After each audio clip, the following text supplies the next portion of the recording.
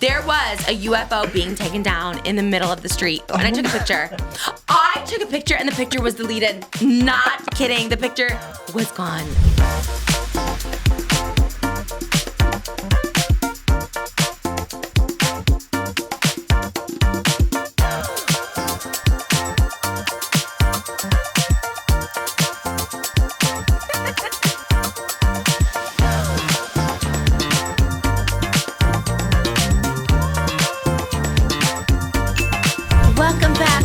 Trish, 15 love, yay, get it? Wait, is that NBC? I was trying to do Ariana, like, yeah, oh wow, love, okay, get it, smash, yeah. I love it. I am wearing Sweetener foundation. My foundation's not here today, but it's over there. I'm wearing Sweetener foundation by Rem Beauty. And Ariana's last name is not Rem. And Selena Gomez did not name her cosmetic line after her rare disease, but we love it all the same. And no, she's not a meme. Selena Gomez is my queen. I dress up as Ariana more because I think I look more like Ariana, but I love Selena Gomez so much. Anyways, guys, it's Just Trish, but also Just Trish and Oscar and Moses. Cheers. Living for the look. Thank you. Yeah. Do I look like Ariana? Did you have to customize the hat, or did it actually fit your head? It actually fit my head. And it's a children's one. And I was like shook that this worked. And I actually ordered the exact shoes she wore and a gray top. It just hasn't come yet. I got it from Bergdorf Goodman. And I sped order. I rushed it, but it didn't come yet. So anyways, I was living for it. I just live for an Ariana moment. Between you manifesting Ariana, me and manifesting Olivia Rodrigo, like I honestly really am starting to believe in us. Oh my God, what if they both come on? I know. I don't know if I'm just like Delulu as well. Like maybe gotta be Delulu. You have to. You gotta believe. I mean, if we can get Don Yasmin, anything can happen. That was my number one done, and we can get anyone. Yeah, and you did it so early too. Like, I know, like 6th, 7th, 12th episode. I don't know what episode we're on. Sorry, babe. Go ahead. I feel like Ariana with this. Thank you, babe. Okay, yeah. All right, next topic. Yeah. I love your Olivia Rodrigo impression. How does she talk? I don't know. She just talks like normal, like kind of like, I mean, I feel like she kind of talks like me, where she's kind of Valley girl. And yeah, she's kind of Valley girl like me, but like, okay, let's get the vampires. But she's like chill. Is that how she talks? Let's go with the vampires. Yeah. I've never heard her talk. I know her songs. But you just wanted to be Olivia coded today. I wanted to be Olivia coded. I'm like, I'm gonna go all the way because I'm always a little too embarrassed to wear my Olivia Rodrigo merch because I feel like I'm that meme, that Steve Buscemi, like, hello fellow kids. Yes. The bucket hat especially. The bucket hat is so Y2K though. I love it. It's the first time I've ever worn it. Yeah. It's brutal out here. Yeah. I feel like Ariana for real because I actually can't see, so I'm always like squinting. I'm like, but I actually can't. Like I can't see anything. So I was like, it's brutal. It's brutal out here. Okay. I love it. It's very Y2K with the butterfly too. That's just her vibe. So I love it. She's like I started wearing sweater vests because of Olivia Rodrigo too. No way. Yeah. She wears sweater vests? I'm going to credit her, controversial, but I'm going to credit Olivia Rodrigo for bringing back the sweater vest. Who else would be? Who else wears them? I honestly don't. People are going to say it wasn't her, but I'm going to credit her. Yeah, we'll just say it. Yeah, Olivia, if you want to come on Just Trish. Oh my God. We would love to have you. I would love a safe space. Yes. I feel like any guest that comes on, like I usually know them. All the ones we've had, I like know them very well. But like I do a deep dive into people before they come on. Like even people I know well, like Christine Quinn or something. I like submerge myself for like 8 hours the night before into just finding every single information interview about them. And because I just like to ask questions that like haven't been asked or things like I want to elaborate on. And I feel like Olivia Rodrigo, I don't know, like I literally know nothing about her, but she does interviews. Yeah, like very rarely now. She used to follow me on Twitter. She used to be my oomphy. And what's oomphy? What's a oomphy? What? You are Y2K. You're not Y2K. You are Gen Z. You are youth-coded. One of my followers is what it stands for. Oomph? Yeah. But like to make it cuter, it's like one of my oomfies. Oomphy. Yeah. Love. Oh my God, what happened? She unfollowed you? She unfollowed, like once she popped off, she got too famous and then she did like a unfollow. She follows 0 people now. She unfollowed. So I was a casualty of the mass Olivia Rodrigo unfollow. Yeah. Why did she follow you in the first place? Did you tag her or something? No, I just followed her and then she followed me back. What if she follows me? I don't have my phone. Maybe she follows me. She follows 0 people now. Oh my gosh. But maybe she did at one point. Oh, so 0? That's why, yeah. She got like too big, too fast. And then everyone would like comment. You know when you like unfollow someone and it becomes like, so she didn't want any of that. So she just unfollowed everyone. So she probably just doesn't scroll. Because I'm like, how do you see people you want to see? She's only really active like on TikTok and on Instagram. I feel like she probably has a Finsta though. So maybe on her Finsta she follows you. She never pops up on my TikTok ever. You have to be like Ever. on Live Talk. But I feel that's like what we call Ella TikTok is Live Talk. Because I see her name and songs pop up all the time, but I never see her. She does it. She only started posting recently because she has the album to promote. Guts available on iTunes and Spotify. Oh, I've seen that. And her poster's like her like. That's her tour poster. Yeah, Okay, cute. Do you have an American Express card? Oh my God, why? You want to buy tickets? Also, no, because I don't have good credit and I don't know how to pay off my credit cards. So, no. Wait, I think Moses does, though. Why? What do we want? You want to buy tickets? She has an American Express pre-sale, and I don't have an American Express anymore. So, Oh, when do you need to we're get them? We looking- could get them. Maybe. I don't know. Does our American Express work? I don't know. I don't know either. We got the American Express around our, when I say we, my husband, because he had the good credit score until we got joint accounts, it changes credit score. So like if you get married to someone and they have awful credit, maybe don't get a joint account with them, because we got a joint account. We still have like our separate accounts and stuff like that, but we got a joint one and it like totally changes credit score. And he had like perfect credit. So like anyways, back to the wedding, our wedding, I told you this whole thing. We had a budget of like $200,000. We spent the whole $200,000. She goes, oh, that buys you drapes basically. And I was like, oh, yeah. So we had nothing, like no entertainment, nothing. So the last 2 weeks we had to scramble for anything. Like he took out a line of credit, his American Express, all this stuff like that. I also didn't know you had to pay the American Express like off. I thought it was like a credit card where you just like make payments. So I was like, luckily I still was making money back then. But and Moses, I mean, he paid it off pretty fast, but I felt so bad because I was just like, oh my gosh, what do I do? Because he like took out like all these like for this wedding that he like didn't even, anyways, it was more budget than we wanted. But what was the point of that? I just shared a lot of information about you. Yeah. No, don't get the joint account. Oh, but we have American Express. That's the point. Period. Yeah, we're gonna have to invest it. I think it's paid off Pay now. that off, I think so. So I don't know. That's my boyfriend is really good. He's like obsessed. He always talks about his credit score. He's like, I don't know why. He's obsessed with it. What is it? I don't know what it is, but it's good. 800? I'm someone who is kind of like out of sight, out of mind. Like I just set up the payments and then I'll just like use it. Oh, yeah. But you have credit. Yeah, but sometimes, but I have ADHD too, so I also am like, oh, I'll pay that off, and then I forget. Yeah. So there's been some casualties, but he's like obsessed. Like he'll use his credit card and pay it off like the next day. He's like one of those. Those people are psycho. I'm like, how do you do it? He loves it. No, even to this day, I forget to make payments. I just forget. I had one credit card. I don't have credit cards now for this reason. I had one credit card. And the reason I got bad credit to begin with was when I was 18. I used to take out they used to send me credit cards for like $500. So I had $500. I paid them and like never. I didn't know you were supposed to pay credit cards off. I swear. No idea. Like I would just throw out like bills that looked like junk. I just threw them out. Like I wouldn't. But the same way, I used to get SAG-AFTRA residual checks, but I didn't know. I was new. I was 18. I was on one TV show, and I used to throw those out, and those used to be like $2,000, $3,000. Because I was on a show called The Great Barrett Show, and I joined AFTRA almost right away when I was 18, and they would pay me like $1,800, $2,000 an episode, which was huge for me when I was 18. But I wasn't getting the checks because I was throwing them out because they looked like junk. So I was just like, what? So anyways, I tried to it was back when AFTRA was just AFTRA before SAG-AFTRA. Yeah. And so I think, I don't know, maybe I should contact to see if, I don't know, that was like 15 years ago, to see if I can get that back pay because I didn't get one paycheck from there. And I didn't realize till later that they're like, oh yeah, you got sent that through SAG-AFTRA. I was like, wait, what? Or AFTRA. So yeah, I'm so bad with that. I don't know. Moses pays all our bills now because I just can't. But if you get married, but you said you had okay credit. I think if you have okay credit, it's bad. Mine is horrible. Like we couldn't even do a regular loan on this house. We literally had to do like an income loan to show like our income because they're like, oh, your credit's awful. And then I was trying to pin on Moses, but you can't do that either if you buy in a joint house. Like he can't just do it. Anyways, it's very complicated. Pay your credit card bills or don't get credit cards, period. I just know now when we buy cars are just like your credit's awful. I mean, I think we're working on it. My husband again's helping me get it up. Thank God. Because we did when we got this house, he helped me pay off. I had these little, do you know those net credit loans? No. They're they give you $10,000, but you have to pay back $100,000. Oh, shit. I didn't know these things. Okay, be careful of these. Speedy Cash, Net Credit, all have given me loans. And I would take out loans for $10,000. And literally you pay back $500 a month, but it's the rest of your life. So oh my God. I know. So when we bought this house, we had cash to get this house. So I was just he's like, oh, maybe pay off this one that's $8,000 because right now you're making $80,000 worth of payment. It's crazy. Interest rates, all these things I don't understand. Don't do it. Don't do it. It's so confusing. Economics is really messed up. I actually really hate it. What is? Economics. Oh, economics. Yeah. The business, our business, our economy. I don't know. What is economics? The study of the economy, I think. The study of the economy. The study of our world. The economy is the business. Because they always say you're stimulating the economy, so you're it's the money of our world, right? I guess you can call it finance, you can call it economy, but in economics, finances. you learn about finances. And So the synonym for economy is finances. So the synonym for economics is finance. like you're on finance, because you're not an economy.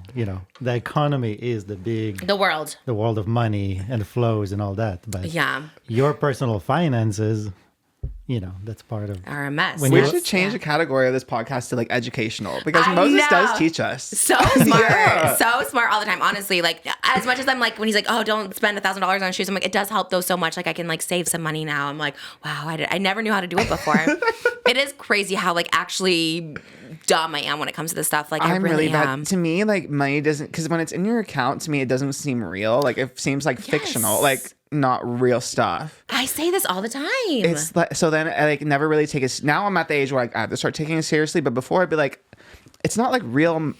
Like if I don't feel it physically, like it's not real. When I have like $300 cash, I like don't want to spend it at all.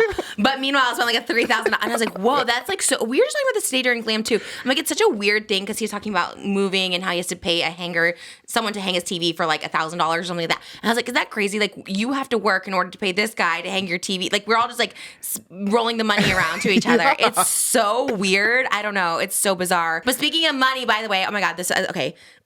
Maybe I'm not great with my finances, but today we did it for a good cause, you guys. Okay, so last time we had Matthew Stevens on, which was so great. He raised money for my Givenchy boots. He raised $6,500. He ended up donating. We'll put this up on the screen because we like to show transparency here. He donated $3,250 to the Hawaii Community Foundation and another $3,250 to the Los Angeles LGBT Center. So that was really cool. He did that after he left, sent me the little screenshots. So I went ahead and matched the same. I donated $3,250 to the Hawaiian Community Foundation and $3,250 to the Los Angeles LGBT Center. So I figured I got the refund from the boots. So girl math, I'm like, oh, that's like free money. So I was like, let's donate it, So we donated it to those charities. So thank you guys so much for buying his self tanners. Thank you, Givenchy, for refunding my boots. And we had a happy ending. So we donated, what is that total? What is that? $13,000 total. Wow, we're just doing philanthropic work here on Just Trish. I felt so excited. And also we got a couple of sponsors. So, and someone bought my Birkin. So thank you. I mean, we're stimulating the economy. Oh my God. We're making it go round. So thank you guys so much. I was really excited. I emailed awesome. Oscar at like 4 a.m. I woke up this morning. I was like so excited. I don't know why. I was like so bubbly because I was going to be Ariana today. But yeah. I used this bronzer, not even just saying this, loved it. Like Really? it doesn't get on my sheets. Right after I used it, I looked like just like a normal, like natural. Wow. Yeah, I was actually very shook. I loved it. It must be good. Yeah, it must be good. I mean, the way he formulates it, so he must be doing well. I feel. Yeah. We offered to fly him in and get him a hotel and car. He's just like, I got it. I was like, okay, boosh. Love that. Yeah. Like very girl boss behavior. Yeah, Girl boss, it's very for sure. good. Donated the money. I was like, yes, not that I didn't think he would, but it's like the fact that he does these, like he raises money for that Lyft driver and stuff. Like, I need to be a better person. I know. So It he was inspired so me. I was like, I need to do more. heartwarming. I Yeah. know. I was like pressed about these Givenchy boots, and I was just like, let me just like donate this money. Yeah, and I mean, and the product is good too. So it's a win all around. Buy it. Yeah. Illusion Bronze. He was super sweet. That was super fun. I love having that. I want to do more like guests like that. Someone said that too. They're like, you should have guests that like just like a Starbucks employee. And I was like, that would be so interesting, Yeah. right? Maybe like Hot Topics, we just have like a current person. Because no one does that. Yeah. Right? And I love my Starbucks employees. The ones near here, they're so nice. I wonder if they would want to interview. Because he was so like natural. He was like a performer. Or like you could tell he's like in LA, like entertainer. But I always wonder that like if you like get someone and they're just like so quiet. I don't know. I almost worked at a Starbucks once, and I'm glad I did. That's another job that is like hard. I did. What was it? Well, because remember we both worked at Target. We both worked at Target. And there was a moment, and both worked in electronics, which is like so crazy. Think of the past now. I feel like the electronics are like leaving Target now. Like nobody goes there. Like no one's gonna buy a $35 CD at Target. And no one's buying like the cameras at Target or anything. Best Buy, Amazon. But I was almost when they opened a Starbucks in our Target, they almost moved me. Well, they didn't. I like applied. I don't know why. I was like, I want to be a barista. I'm saying like they offered me a thing, but just lying for no reason. You're becoming me. I love it. Me too. They offered it. Just kidding. I applied. That's so me. So Trish coded. And I was like, and I interviewed it, and I was like ready to do it. Then I changed my mind last minute. So like remembering all the little recipes seems scary. So Yeah. I don't know if I could. I don't think I could do it. Starbucks would be. I worked at a coffee bean at the Yahoo building in Burbank, but like you could only get. They had free coffee there, so you could only get like 10 coffees. It wasn't too complicated. With like, then people are so specific, and it's just like it's too much. With the temperatures, when they're like, I want it at certain temperature, I'm like, So you have to put I'm like, that's too much. And when people make like my boyfriend is also very guilty of this. He's obsessed with the Ariana drink that they had at Starbucks, the Cloud. What's the Ariana drink? It was like the Cloud Mocha something. I've never heard of this. He loves it, but they discontinued it. So now he has to he looked it up on like a Starbucks Reddit to see how they made it. So now every time he goes, he like lists everything to remake the Cloud drink from Ariana. Gosh. But it's like, it sounds so annoying. I'm like, if I was your barista, like I would freaking throw this drink in your face. Well, that's why you gotta tip them. Ours too. Like I just give them the most. I'm like, could you make me a drink that like tastes like summer or something? And they're like, oh my gosh. Oh man, is it a lot? So does he make it? He has them make it. Yeah, he has like the ingredients list and like how to mix it or whatever, or blend it and all that stuff. So was it like an official drink she had? Yeah. Oh my god, what power does she have? She has so much power. I mean, that's why like we're scared of her, but also we love her because it's like, dang girl, you can really just get anyone and do anything for you. She's just so. She's just at the end of the day, I think she's very sweet. Like her personality. Yeah. I don't know why I made that face. I think so too. Sorry. I was having a lot of emotions. I was like, okay, sweetener. And then I was going to say like, but she's still a man. But I'm like, well, we don't know that for a fact. I heard they're like living together. Is that real? Did you see that report? No. Maybe that was fake. Maybe I dreamt it. Yeah, we saw it. What was that? They said they were like living. Who said that? Somewhere we saw a report and it said that they're living together. Okay. And there was like pictures of them. Oh my god. Yeah. Whoa. Supposedly. Well, she did like his photo within like a few minutes. Did you see that? I did see that, yeah. Okay, it was Ariana like on it. she, double tapping notifications so fast. on. I know. I kind of live for that though. You know, with that situation too, I'm like looking at it with my Emerald City glasses on. I'm just very much like, maybe they were separated. Maybe everyone was just already separated, you know? Like, yeah. You know, when you're already done with a relationship, here's the thing too. I always think about this too. Like if he cheated or something like that, I'm like, well, you must have already been done with the relationship, right? So at that point, like, yeah, it sucks and it's like a slap in the face, but it's just kind of like, I guess it was over. Like, and there's nothing you can do about it. I don't think someone can tempt you out of your relationship if you're happy, right? That is tea. Yeah, I think at the end of the day, I think if that person was like fully invested in the relationship, no one could convince, like there wouldn't be they wouldn't be swayed or convinced to like leave that relationship unless they were like fully in it, you know? Yeah, that's what my therapist always said too. They're like, it's not really you. Maybe that was like a final straw or a reason to get out of it for that person, but they probably were already just out of the relationship. Yeah. They weren't into it. And you can't, like, in that whole the process of like a breakup, especially that too, like sucks and it like messes you up psychologically too. But looking back at whenever that's happened to me, I'm like, I don't know. I guess it's just, it happened for a reason, I would say. Happened for a reason, always. Yes. I always believe that. It's crazy. Especially not having a baby. I'm just like, gosh, the people, I wanted a baby with pretty much anybody at the time. And I was like, God, even the people I was in love with, I was like, I could not imagine having a baby with that person because it just would have been such, I don't know, it just would not have worked. Like seeing Moses as a dad, I was just like, oh my God, I picked like the perfect dad. And everyone says it too, by the way. At our birthday party, my dad is like we're singing happy birthday and you hear my dad in the back talking to someone like, I think it was Moses' friend just being like, did you ever think Moses would be this amazing of a father? Like just in like gloating about him because everyone says that. But it's like anyone else, I was like, God, my life would have been miserable. Yeah. Isn't that crazy how it worked? But then like when you're in that moment, like in that heartbreak, it feels like the end of the world. But then like now looking back, it's like, wow, thank God. Thank God. Yeah. And it always works out for the better, always. I feel like if you're meant to be, it'll come back. But I mean, never happened for me. But I think it always does so work out. wishing the best to, I forgot her name, Ethan Slater's ex. Slater's wife. I Yes. know. I hate when people refer to someone I as know, like me someone's. too. I forgot her name though. But maybe that's better. Maybe she wanted privacy. Yeah, maybe we true. give her, because she's not in the limelight, right? No, not. I don't She's think like, so. Yeah. I'm excited for Wicked though. I do love Ariana. We were just saying if she came on the show, she would look so tiny. Did we talk about this before with the chair? Yeah, her tiny little to the chair. Oh my God, we haven't even talked about. Oh, we did talk about Donny Osmond. Shout out! I literally feel like Rosie O'Donnell or something. Like shout out Donny Osmond. Like you know when they used to hold stuff back in the day. Love Rosie. Shout out Donny Osmond for the best interview ever. It was so good.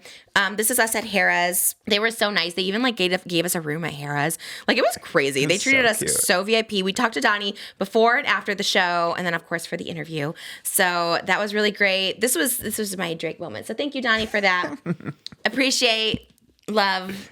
Oh, Apple reviews real quick, too. Oh, yes. Oh, yes. Thank you. Thank you guys for leaving your Apple reviews. Go to the Apple Podcast app and please leave a review and a 5-star rating if you love the 5-star. I feel like DoorDash right now. Please leave a 5-star rating if you love the podcast. I do love the reviews. A lot of you guys are so cute. You're literally like, oh, I'd never leave reviews, but Trish asked me to. So thank you guys so much. Also, go leave love to Donny on his socials, too, and thank him for being on the Just Trish podcast. What I do to signify Just Trish is I do a pink heart and a disco ball, which is kind of ironic because I always think the disco ball is our thing, but you never see it. It's over on this side where our guests are. So I guess only when guests are here you see it. But we do? In the wide. Oh, okay. So we can know. Change it. I want to do an Ariana Grande. I don't know if it's a new photo. I saw a picture of her with a disco ball. Like there's a giant disco ball and she's like laying on it. Have you seen it? No. It might be old. I can send it to you. I don't know, but I thought it was new. She kind of had like a wet look, but she didn't have her eyebrows like this. So, anyways, I love a disco ball moment. It also might be a Dancing with the Stars thing, but we'll just say it's ours. So, first review goes, this is my absolute favorite podcast. Trisha always makes me laugh and is so entertaining. Watching the podcast is truly the highlight of my day. Thank you guys. I get a lot of posts like this on X, and it means so much to me. Like I'm shook every day that people like this podcast. Like I cannot believe like it does well. Like this is I love it. I knew I'm like a star, but also like that hasn't happened in such a long time. So I'm appreciative. Could listen to this podcast for hours. Love that each podcast is super long and that it feels like a conversation with friends. Trish, Moses, and Oscar are killing it. Sometimes, thank you, and you guys are killing it. Sometimes we go like 3 hours. You got a lot that one episode. We never address that. We address things on camera. It was I do a PR cut. Let's just say that. Okay. Yeah. Anyways, sometimes we go 3 hours, but it's actually good. We have Oscar. We always just figure. Yeah, Oscar is our in-house PR too. Oscar is literally everything. Moses is all the tech, audio, everything, and Oscar does everything else. Like it's insane. Like you literally like edit, you produce, you call guests. You're literally like doing everything. It's insane. Plus, you're coming up with great outfits. It's amazing. No, it's really good. And I'm always like, well, we can get another editor to help. And you're like, I love editing. And you are a really good editor. We cannot get a better one. But it is, I feel like you're doing so much. I'm like, God, we really should have someone else, but you're so great. And it's fun too. Until I like completely become like unhinged, I think. And then Right. it'll like pry me away. Like, please take a break. No, I love it. I love working all the time, but I'm also like, I know when like you're doing so much, you have like 3 jobs. I mean, now you're like cutting some down. But yeah, but this is, my heart's in Just Trish. It really is. People just love you. I love you too. I just know. I mean, you always obviously like, I like to say I discovered you, but no, you've been like killing it for so long. Honestly, Strawberry 17. I know we mention her every episode, but I feel like I can't look at you without mentioning Strawberry 17. So she's the real one. I love this podcast. It's so funny. Trish and Oscar have the greatest connection and make catching up on the very exciting fun. Oh, on the T, very exciting fun. I also love Moses in the back. Moses in the back with the occasional chime in. I can't wait for each episode every week. Yay! We have a Moses cam. It's so exciting. Iconic. Moses, I love now too. You like dress. I like it. Because usually you just wear like a white t-shirt. Now you put a little effort into it. I like it. I try. You always look nice when we go out. He always wears jeans when we go out. Like when we went to Chuck E. Cheese, like I'm someone who'll just like I wear like a baby jumper or something. Like I wear like sweatpants outfit. He'll always put jeans on. Do you leave the house in shorts or sweatpants? It's kind of crazy. My boyfriend's the same. My boyfriend will get dressed up and like he loves to just get, even if we're going like nowhere important, likes to like feel like he's getting dressed up. But I'm the opposite. I like just like gym shorts and like a You'll big go t-shirt. out in gym shorts. Yeah, Yeah, like me a big too. t-shirt. Yeah. It was also my first time at Chuck E. Cheese.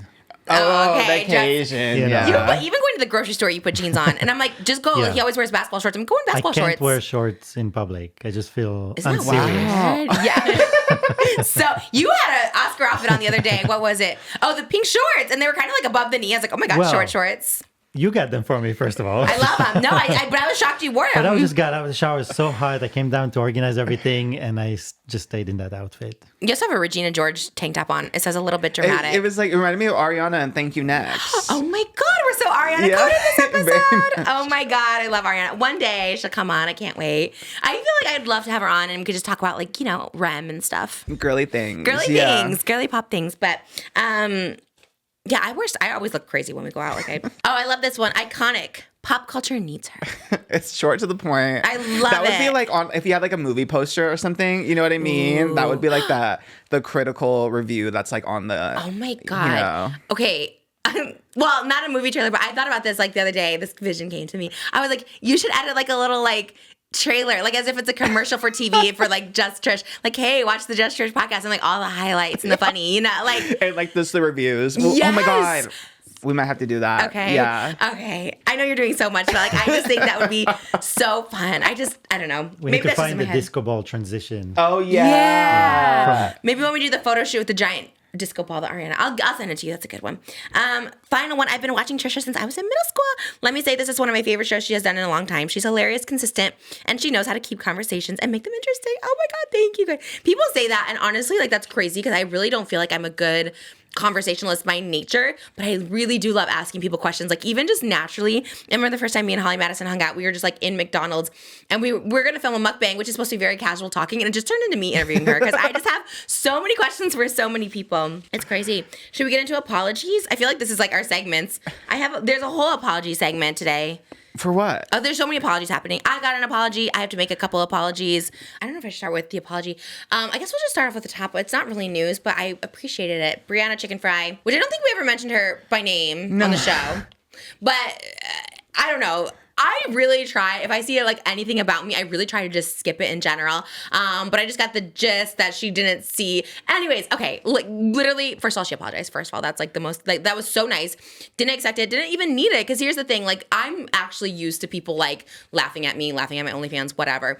But I feel like I never mentioned her by name. And can I be real? Like she does change looks a lot. So like when I first knew through BFF's podcast, we did a Zoom.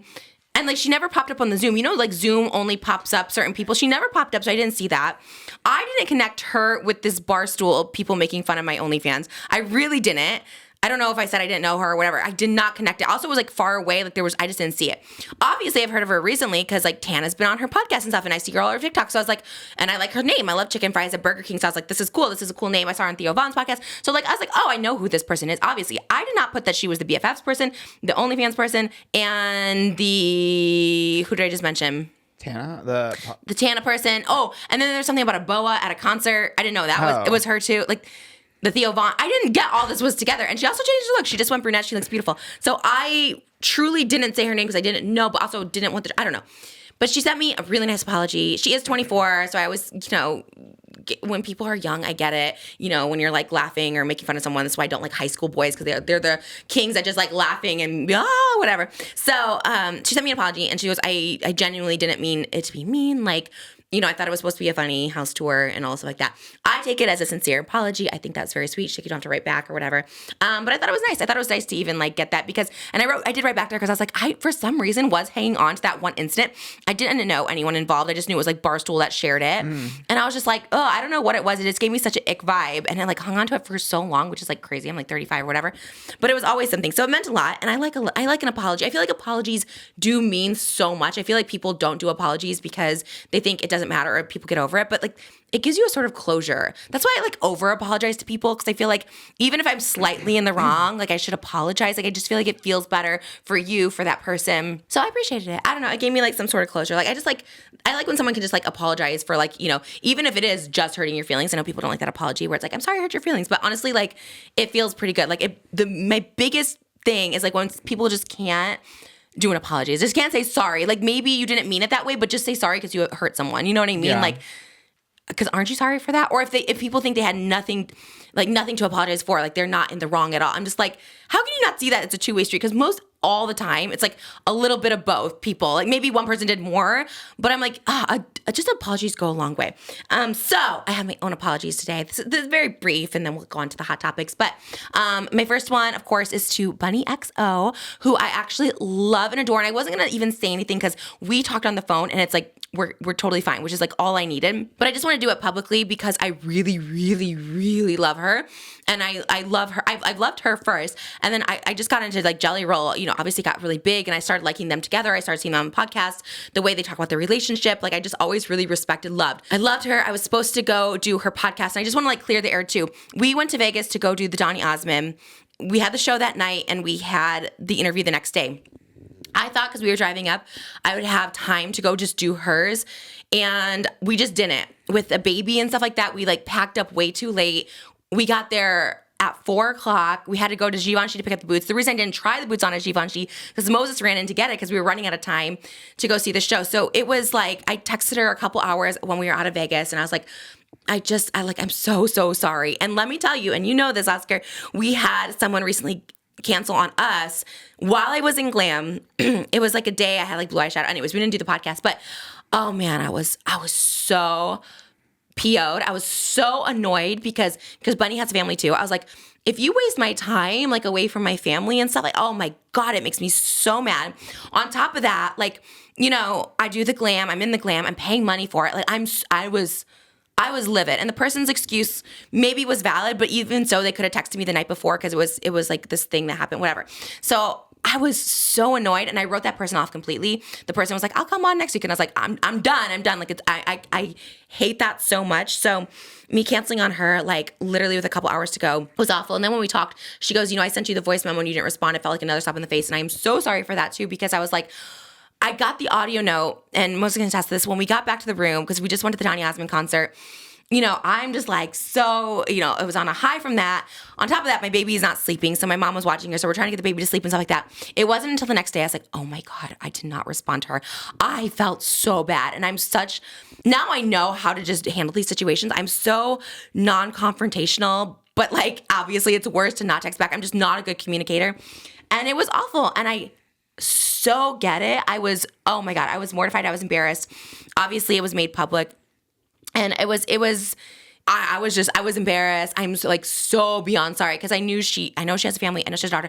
On top of that, she has really like serious personal family issues she's like dealing with, and she talks about it publicly. But I hope all is well there, because I think that's the most important thing. But we talked, we're good, but I really, really, really am truly sorry. And it was never like me canceling on her to do a better opportunity. Like we had these two things planned, and it just like didn't work out. And I felt awful, and I still feel so bad. So again, I am one to give an apology where apology is due, and I will apologize for the rest of my life for this, because like it's literally the most annoying thing. So I have no problem giving apologies when they are deserving of one. And also Adam McIntyre, just real quick, I sent him an email about this, but like I actually didn't realize that every time I talk about the Colleen situation and talk about Adam, I always say like, well, Adam doesn't like me and Adam this. I always put this disclaimer up, and it's kind of like a defense mechanism, because I just, one, don't want him to think he needs to talk nice about me because I support him with this.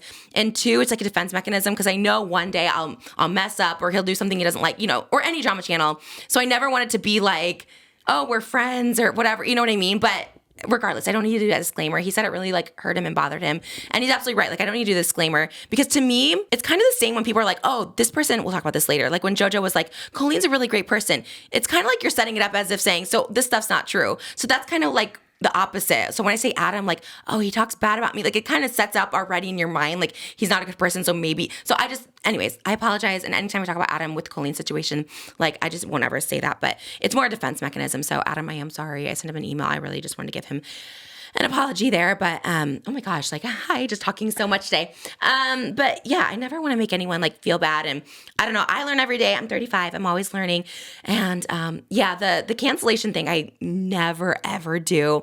It was just, oh God, I scheduled it so poorly, and everyone told me and was like, you're not gonna make it. You're not this, and I was just like, no, because actually I had rescheduled before. It wasn't last minute like that. It was like a couple days in advance I rescheduled on her. And I think of Bunny and Jelly Roll as like celebrities. Like I do not even, not that it matters, but they're not in the influencer category. Like in no way, like to me, they are celebrities. Like I told Bunny on the phone, like her calling me out is like the equivalent of like Holly or Britney Spears or something calling me out. Like it was mortifying because I like love her so much. So it was all really, really bad. But I hope everything is as well as can be with her family, because I know she's going through a lot of stuff, which none of this really matters in the grand scheme of things when like serious stuff is happening with your family and health and stuff like that. Like none of this really matters, but it was really disrespectful to waste her time. Like I'm mortified. It's mortifying. And when it came out, I was like, I couldn't have been more embarrassed. I had crazy anxiety. I was like, wow, like I really messed that one up. So those are my apologies. Do you have anyone to apologize to? No. Yeah. No apologies. No. I was going to say this later when I would kind of clock some people, but I'll say it now. Oh my gosh. Well, now we don't have to clock everybody. No one's going to clock now. Yeah. Okay. Well, we can clock some people if we need to. True. People they have to like give you some grace too, because there was another thing that was really kind of triggering me this past week was when the people comment like, oh, if Trisha is standing up, she's like slipping back into the drama, whatever, which is not true and kind of misogynistic, I think. Like there is power in being unbothered and keeping it moving, but there's also power in defending yourself when you feel like you need to I didn't see this. Who said that? Does anyone know, or is it just like random tease? Someone really annoying that I will have to pay. I really had to like rein myself in because I wanted to like go off because it was like very unemployed behavior. Yeah. I think there's power in defending yourself, and you have the right to when it comes to it, and it totally. So people need to like give you the grace to know that like you've changed a lot, you've come a long way. a lot of people, when they just want a justification to like not like you, they cite some stuff. And granted, was the stuff in the past bad? Yeah, but you were also had a mental illness that was undiagnosed and you were on a lot of different substances. Yeah. So you were not like a truly functioning version of yourself. Yeah. And now with like Moses and Malibu, you are like the best person ever. I would not like work a 9-hour office job from 4 a.m. to 1 p.m. and then come here and then shoot for 3 hours and then edit all night if Trisha was not a great person and so kind, and not even when like you needed anything too. Like you've been nice from the jump. When some people at Joey and Daniel's Christmas party were not very sweet, Trisha was always very sweet from the jump. And I just needed to say that because it's not, when you're that girl, everyone wants to come out of the woodworks and say something. Yeah. So I feel like now it's time to like really just put that out there, the character affirmation, you know. Yeah. You are such a sweet person, so nice, and you go out of your way. That's why with the bunny thing too, I knew exactly what you're going through because you want to make people happy. Like you don't want them to feel bad. You're like a people pleaser when it comes down to it. So I know exactly what you went through, and then it just like realistically didn't pan out. But I know how badly you wanted to make that work because you love her, and then you also just want to make her happy too. Yeah, all of it. Because of course it would feel like a slap in the face, and that's why I was like, I told her on the phone, and I wanted to know now. I'm like, I think of you as like this high, like they're this massive power couple. They have this documentary, and like it's very amazing and very inspiring. And I was just like, man, I really messed up. And even if it wasn't someone massive, I still would feel bad. I feel like I've done that maybe once before. I rarely do it. I rarely cancel like the day of like. And so, yeah, it was, but thank you for that. I appreciate that. Yes, and I it's crazy seeing everyone pop up now and say something and give their piece, but at the end of the day, at least the real ones know. The real ones know what's up, and that's really all that matters. Does that mean I'm that girl now? It really does. Oh my God. I kind of feel like it. I was like, oh my God, everyone's coming for me. It's crazy. Like looking for hot topics, and especially with like YouTube tea, I was like, oh, a lot of it's just like people saying things about you now. I know. I'm the drama. And it's like little things that are so like out of it's.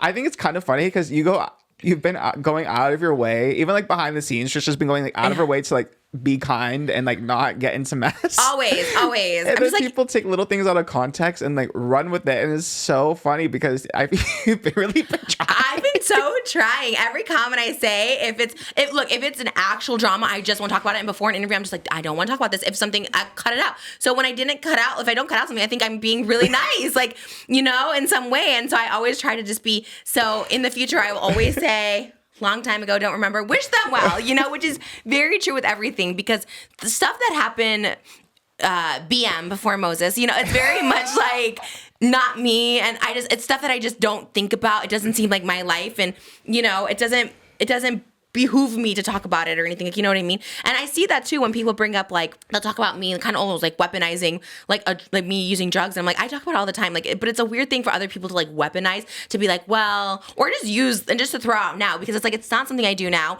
it's not something I shy away from talking, but it's like such a weird thing to bring up like different times in my life from so long ago, and it's just like not where I'm at.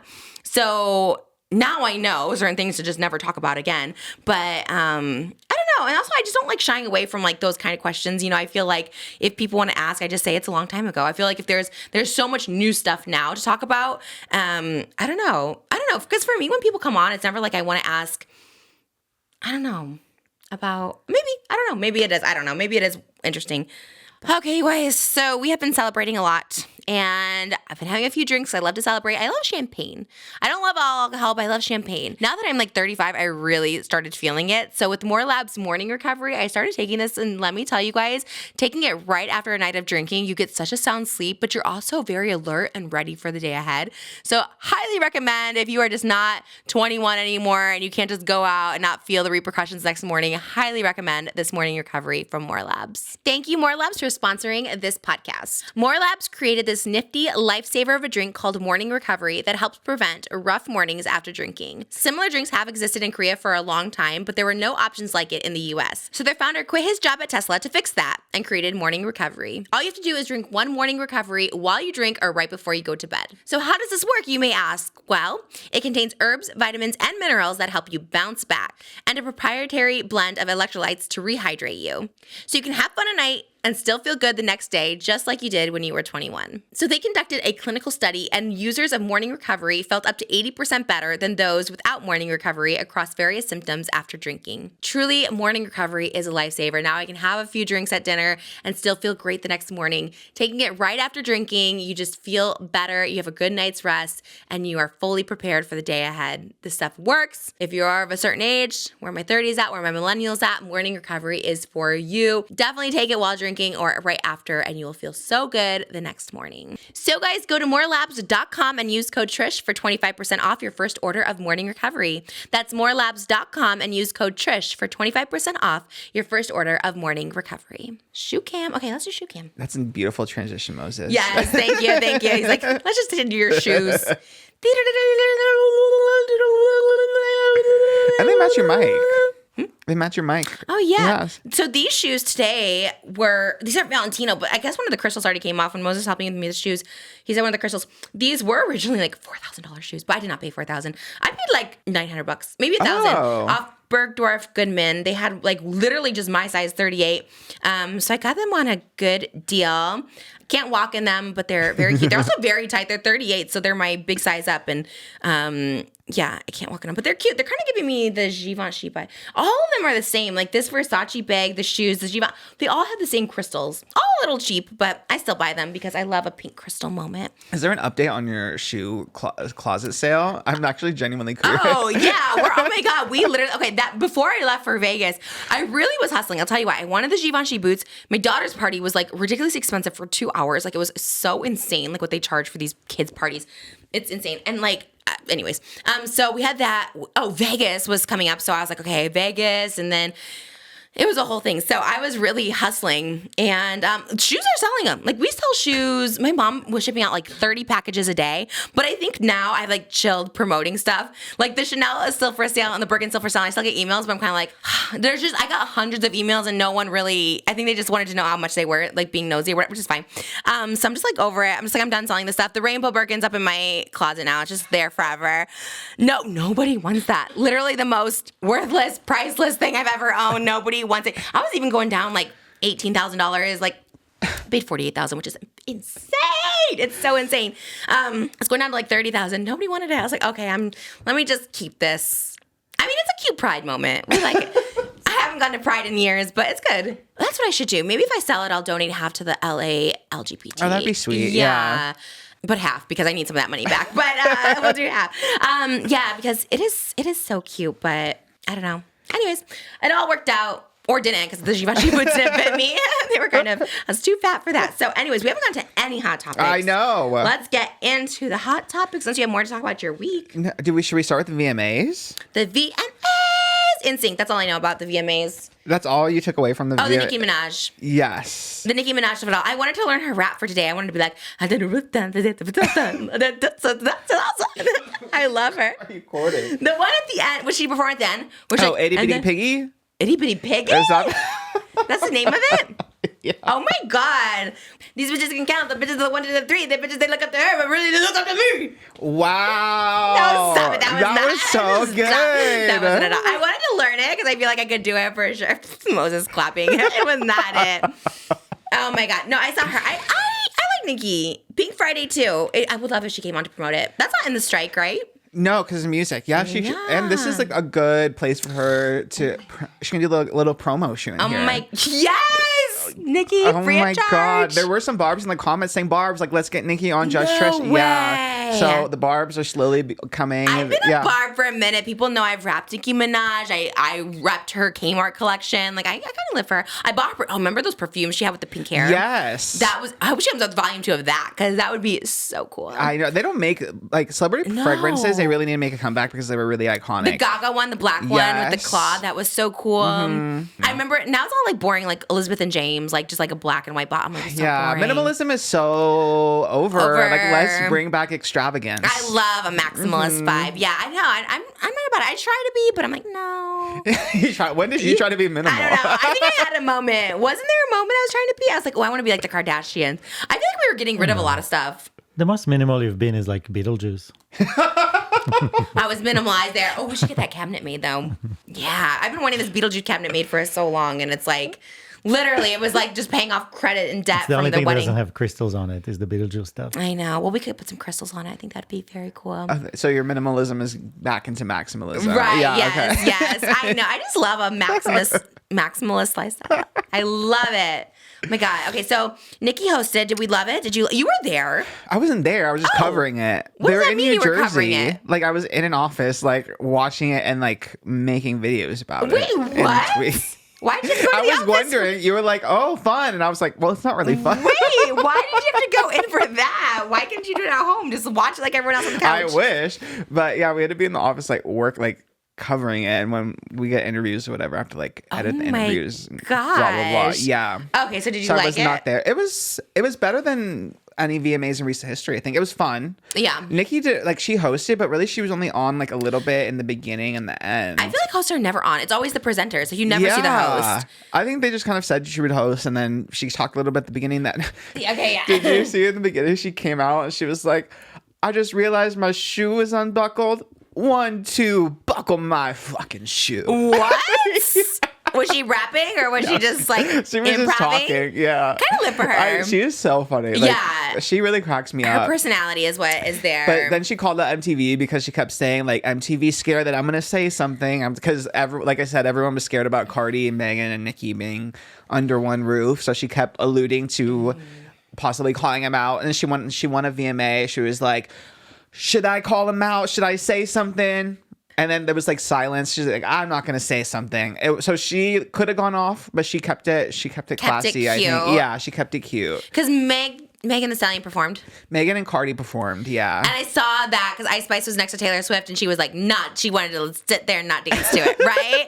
And Taylor was like getting it. And Taylor Ice was just dancing like, no. to ever. Yeah, Ice is loyal to Nicki for sure. I love that. The allegiances were funny, like definitely funny to see. But like, Taylor is part of the Nicki gang then because, or the Barbs. Taylor's team everyone, I think. Like she's kind of bipartisan. Oh, right, because she was dancing to Meg Thee Stallion. Yes, but Maybe she didn't know the beef. I don't know this beef. I didn't know there was I don't know. beef. Maybe she doesn't stay up to date with like other people's beef, I think. But Taylor was having a good time just to about everyone. Her life, She was yeah. really living. Like they actually have a specific, because the VMAs is kind of messy because they live stream the audience and like backstage. And you can't hear what people are saying, so it's all like facial expressions and stuff. Oh, which right. is shady down. Like that is so sus. Setting the girls up. But they specifically have a camera just for Taylor. They put a camera in front of Taylor's chair, and she just kind of goes off. And she was drinking and she was having fun. Oh my God, I kind of. So She wait, was so living. the camera's there the whole time? On just Taylor. Yeah, they kind of switch between like backstage and different people, but there's one on Taylor all the time. Wouldn't that be? Wouldn't she thinks that's annoying? I would think, but I think as she's gotten older, she kind of like degassed a little bit. I think Yeah. she was just having fun. I mean, I would love it if they had a camera just on me. You would feel so special. You're like, wow, I really That matter. girl, yeah. No, Taylor is kind of that girl. Who do you think is the most that girl at the VMAs? Besides Taylor, You think Taylor's I the think biggest? Taylor, yeah, because she even like she wouldn't perform, like she turned down performing, and I think she went because they told her that she won everything. I don't think she would have gone if she She did win everything? She's made history by winning 9 in one night, which is kind of crazy. So she is that girl. Yeah. More than Beyonce, though, you Well, think? Beyonce wasn't there, but Oh, okay. Yeah. You're right. I said there. Yes. I think Taylor is like definitely an icon, but I think something about Beyonce because she's like legacy. Like she Yeah. came like way before with Yeah. Destiny's Child. Like she's like in a different category to Totally, me because yeah.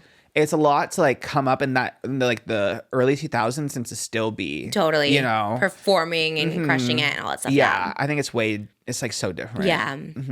The VMAs was definitely messy. Oh, Taylor was so like out of her little mind. There was a moment where she had a $12,000 ring, and they live streamed her like the gem fell off of the $12,000 ring, and you just see her being like, "Ooh." Oh my God. Do you think she borrowed it? I mean, she could afford it, but do you think she borrowed it? I think that probably right because I think they lease out the jewelry or whatever, and then all of a sudden everyone came to like help her find it, and then the fact that they live streamed this is so incorrect that I loved Who it. all found it? So there's people in the audience, like the fans were like pointing out, Taylor went that way. Taylor went that way. my So everyone's like looking around, have the flash on the floor to find it.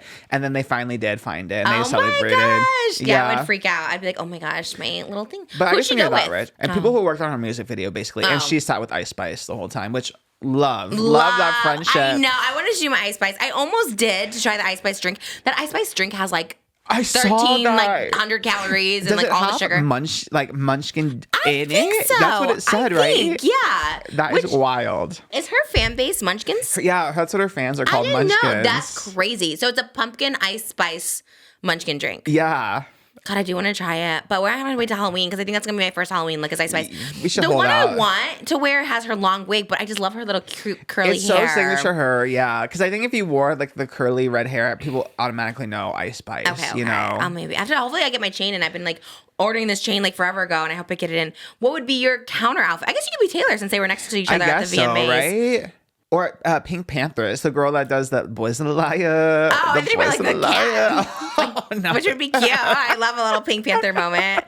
That could be cute. I know. I'm gonna sit down next week and like really map out my Halloween costumes because not only do we have to do it for this podcast, I have to get it for my family. I have to do this whole. It's It's nonstop. your time. Like, Halloween is like your Met Gala. I Like know. it's big. It really is, Yeah. and it's a lot. It's a lot to get everything around and coordinated And it's basically here. It's basically here. Yeah. What do you think of guests too that will dress up? I have a couple that were like kind of down, but like I have to figure out because I want to do like this cute Halloween set, this whole thing. But I loved that NSYNC was at the VMAs. Oh yeah. Were you an NSYNC girly? I wasn't NSYNC girly at the time. You were? Yeah. What album do you remember? No Strings Attached. I definitely remember. Okay, I think yeah, that's that the one was I the big remember the one. most. I think. Yeah, the initial like self-titled album NSYNC was like cute. I love like tearing up my heart, but No Strings Attached. Oh my god, I was like just absolute feral for them. I thought they were so good. I loved seeing them last night. Like I was just like, oh my god, nostalgia. Them in the elevator. Who does that B-roll? That's what I want to know. Is like, did you see the video of them in the elevator just like pretending to like, Yeah. They posted that, right? Like this. Yeah. Who did that? Who took that shot? Someone with them, I guess. Someone Can you on their imagine team. just someone with a camera? I feel like it's like a Moses or something, just being like, yeah, okay, 100%. here, like laugh. 100%. Yeah. I wonder who it was.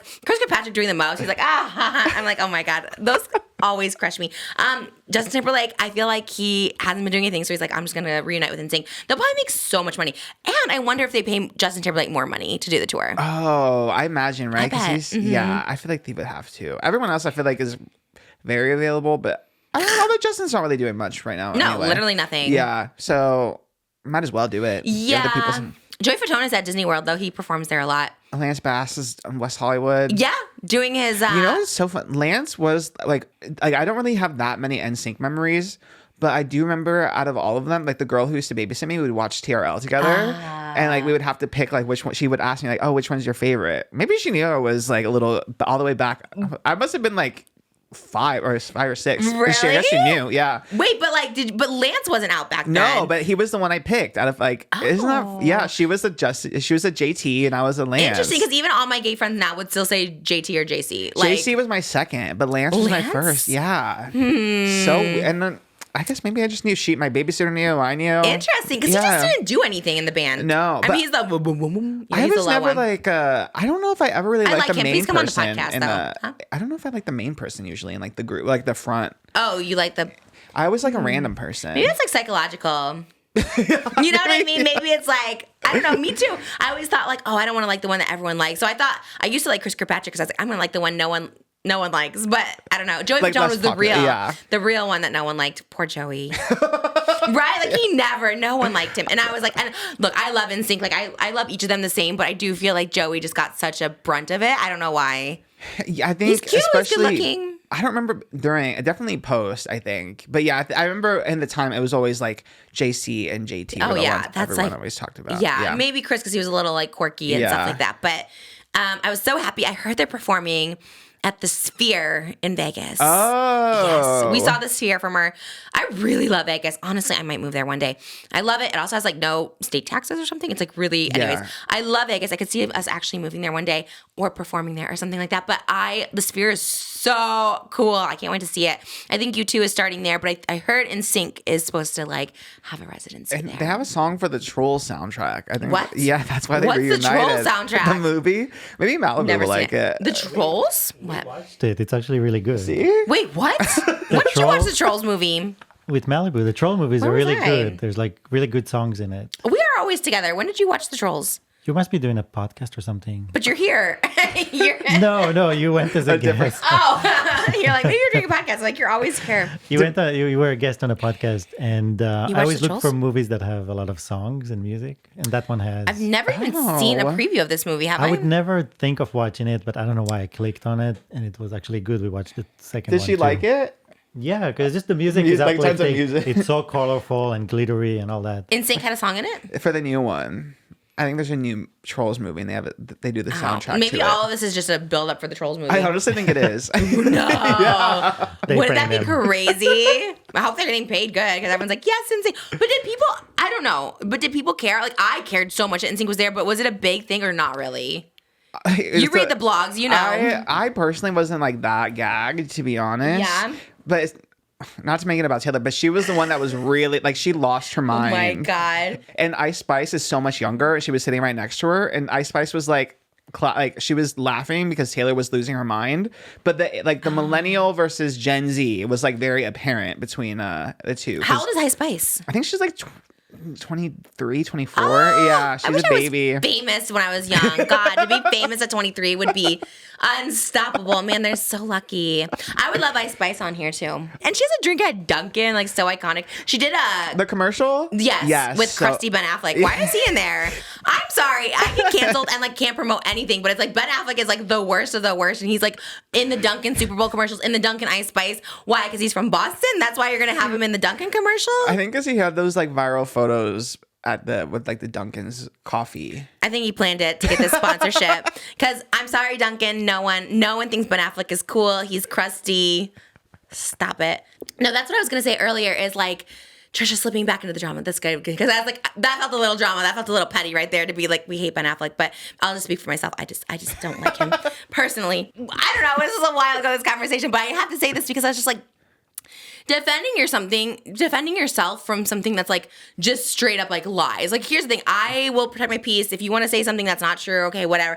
But if it's like something so bold-faced, like just not accurate at all, like there's, it's just like at that point, yes, I will disrupt my peace for like a minute, talk about it. I wasn't about to go look for receipts or anything like that. Like, you can edit this part there or whatever, I don't know. But I wasn't about to go like look for receipts because that's disrupting my peace. I was just gonna be like, hey, this is not true. Everyone knows it's not true. That's it. You know what I mean? Yeah. So it's not slipping back in drama, and it's like, this I consider gossiping. And I feel like now I'm at a stage, because I was thinking about this, right? I was like, oh my gosh, like, the gossiping, it's like, it's just fun. I try to look at everything with a kind heart. You know what I mean? I really do with the Ariana situation, with everything. Even the drama I was in, like the Brianna chicken fry thing and stuff like that, and whatever, this other stuff, I try to look at it with a kind heart. I'm trying to be like, okay, maybe it's still bothering this person, or maybe, they're young or whatever. Like, I really, really do. I try not to attack people just to attack people anymore.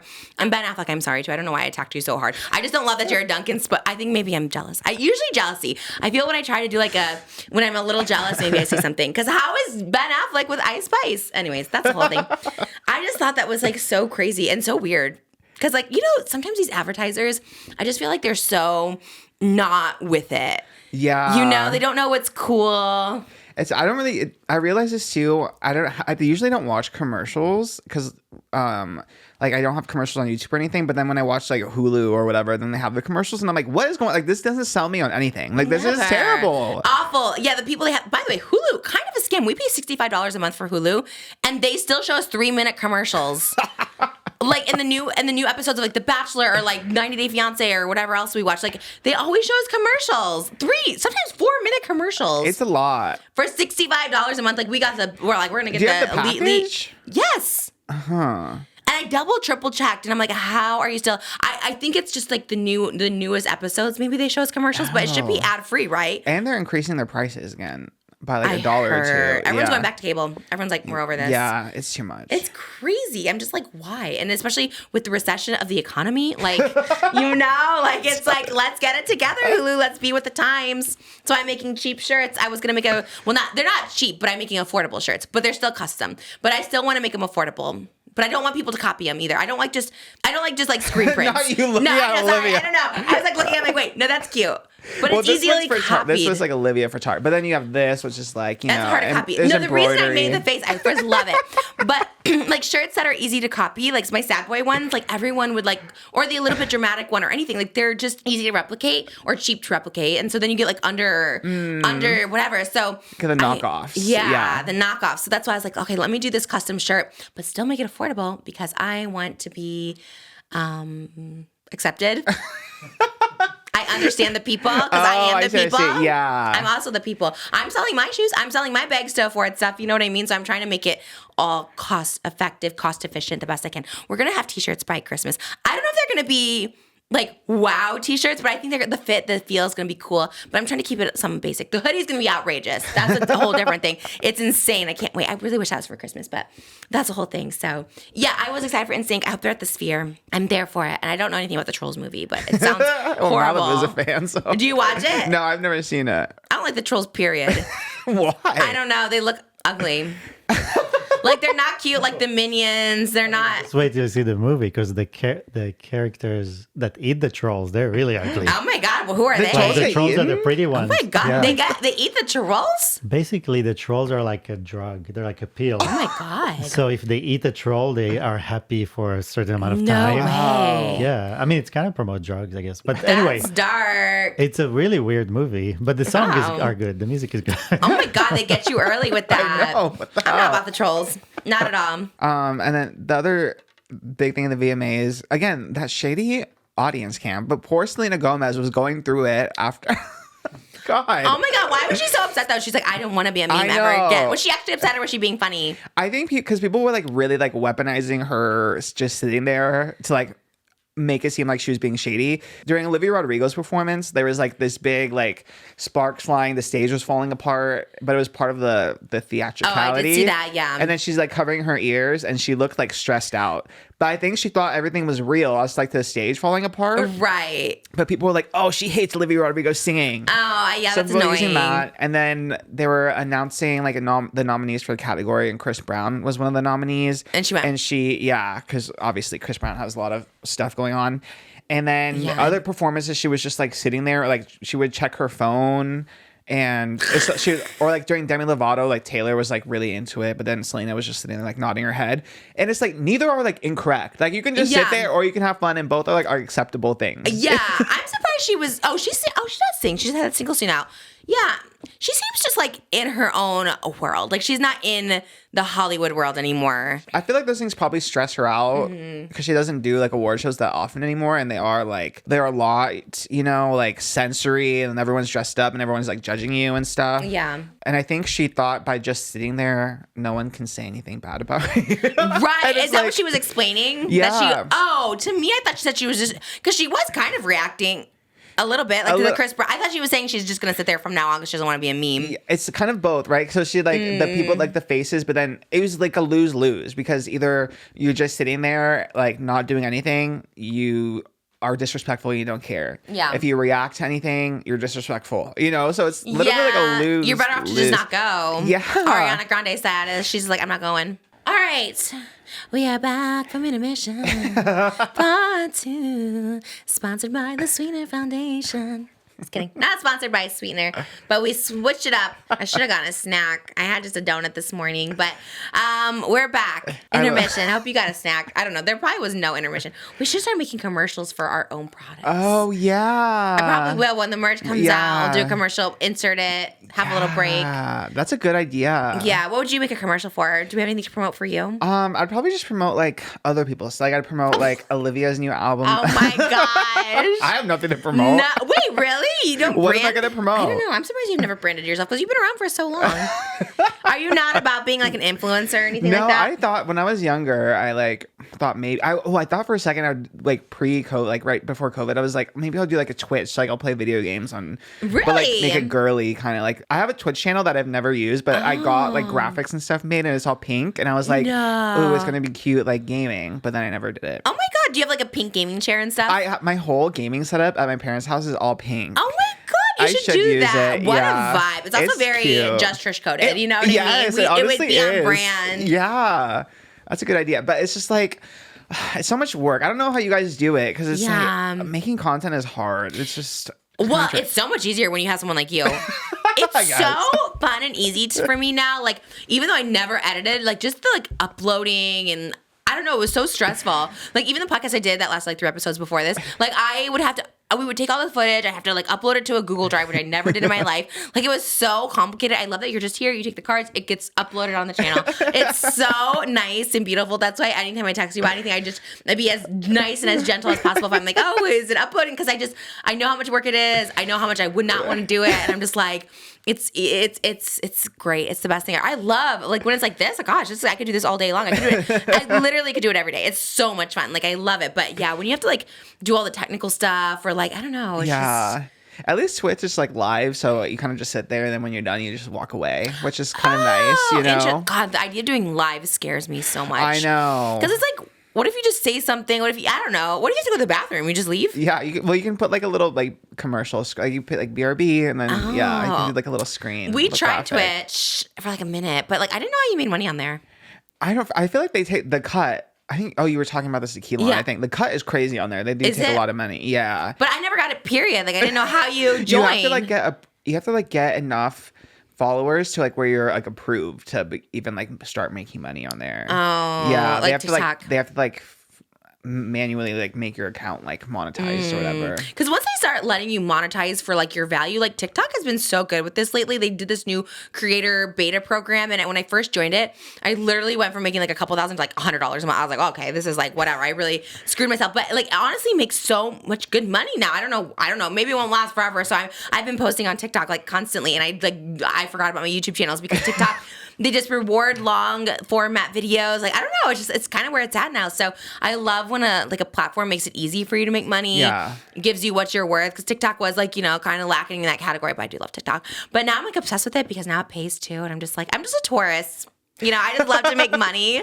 It's so fun. So I love when like platforms pay for that. So when I was on Twitch, I like the idea of it, but I also don't like the idea of live, of people knowing where you are at what time. Yeah. You know what I mean? Like, I'm like, I don't want them to know that I'm home or not home, Like either way, it sounds, I don't know. It doesn't sound like my vibe. This like just triggered this memory. I remember like right before, it was like right in the beginning of like, COVID, and then everyone was talking about Animal Crossing, and then you went and you got the Animal Crossing. Yes! That's my favorite. That's like the only game I play. I never played it. I know. Did I remember you played it for like one day, like not even a whole like 10 minutes. I never played it. Like, I mean, I don't even think I knew how to get off. Was it the one where you're like on a dock and you had to get off the dock? Yeah. No idea how to get off that dock. Video games were never my thing.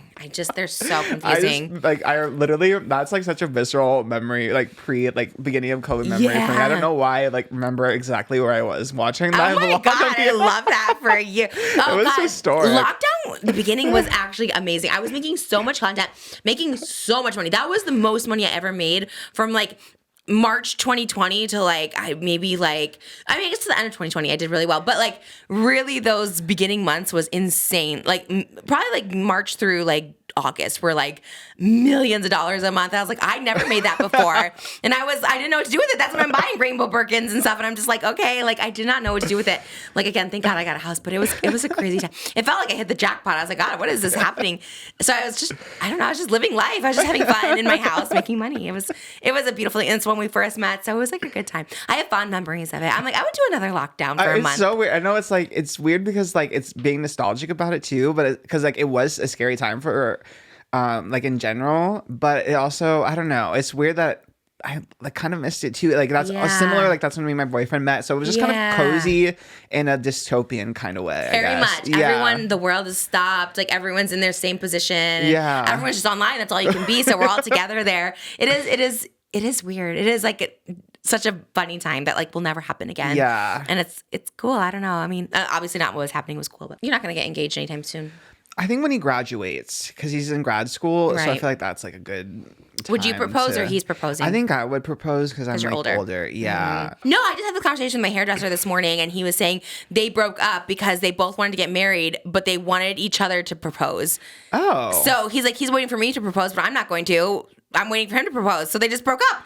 What? And I was like, well, why don't you just propose? Like, just do it. Just bite the bullet. Like, yeah. And he's like, no, he needs to propose to me. And I'm like, oh, I never thought about this. I never thought about that either. To me, I've known, like, there's some gay couples with like one person proposes and then the other partner will do another proposal, which I think is cute. I love that. That's what I said. I'm like, well, he'll probably switch at some point and do it to you, which is like the way I would have proposed in a heartbeat to Moses. If he's like, you can propose to me, I would have done it like right away. I told him I was going to. He's like, don't. Like, he kept saying, don't. But like, oh God, if he would have said, yeah, I want you to propose to me, I'd be like, yes, tomorrow. I would have done it right away. So I always think that's like so interesting. And they're like, so, and I said, what is it about it that you don't want to propose to him? Is it like you want the cute photo? Like, you know, I don't know. You know what I mean? He's like, no, because he wouldn't put the effort that I would put into it. So I was like, okay, so you set it up. You proposed to him and then like set it up for yourself. Like set it up for yourself, you know, set it up for yourself and take the photos and nobody would know any different, you know? I don't know. Maybe it's one of those things where there's other things going on. That's like the kind of like when you're talking about Ariana, you know, like maybe that's kind of like the out, maybe. I don't know.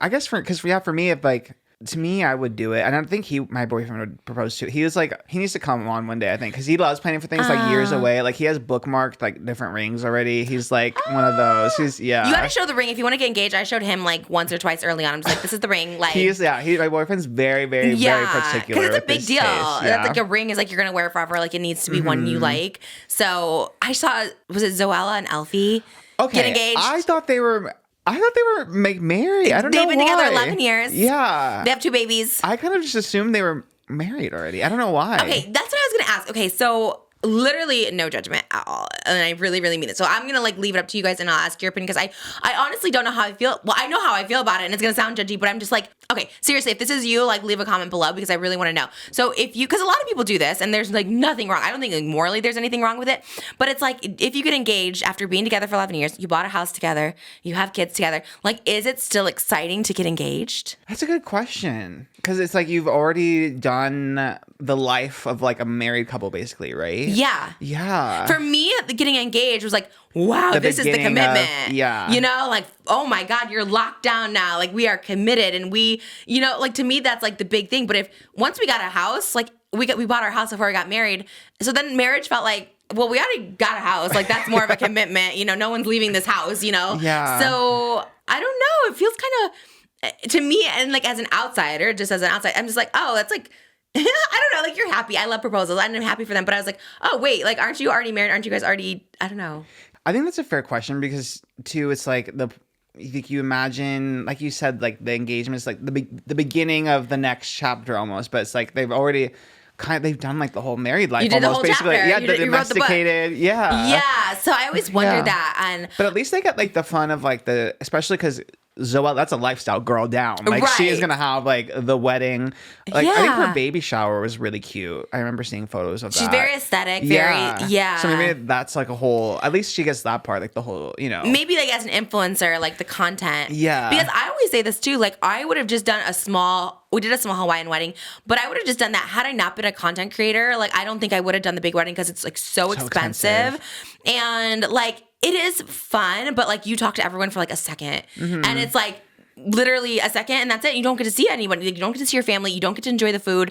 Like I just probably wouldn't have done it, but I you know, you want the pictures for Instagram. You want the memory. And it is a cute memory. When I look back at it, I was like, oh man, our wedding, you know, like it's a cute memory and time, like planning it and stuff like that. But I don't know. I think if I wasn't a social media person, so I wondered that too with this situation. Like if you're not on social media and you get engaged, does it mean anything to you? Is it like special? Is it like, oh, you just wanted the ring, you just wanted the pictures? Like I don't know. I should ask Lena because Lena the Plug too. They did that. They've been together a long time. They bought a house together. They have a baby.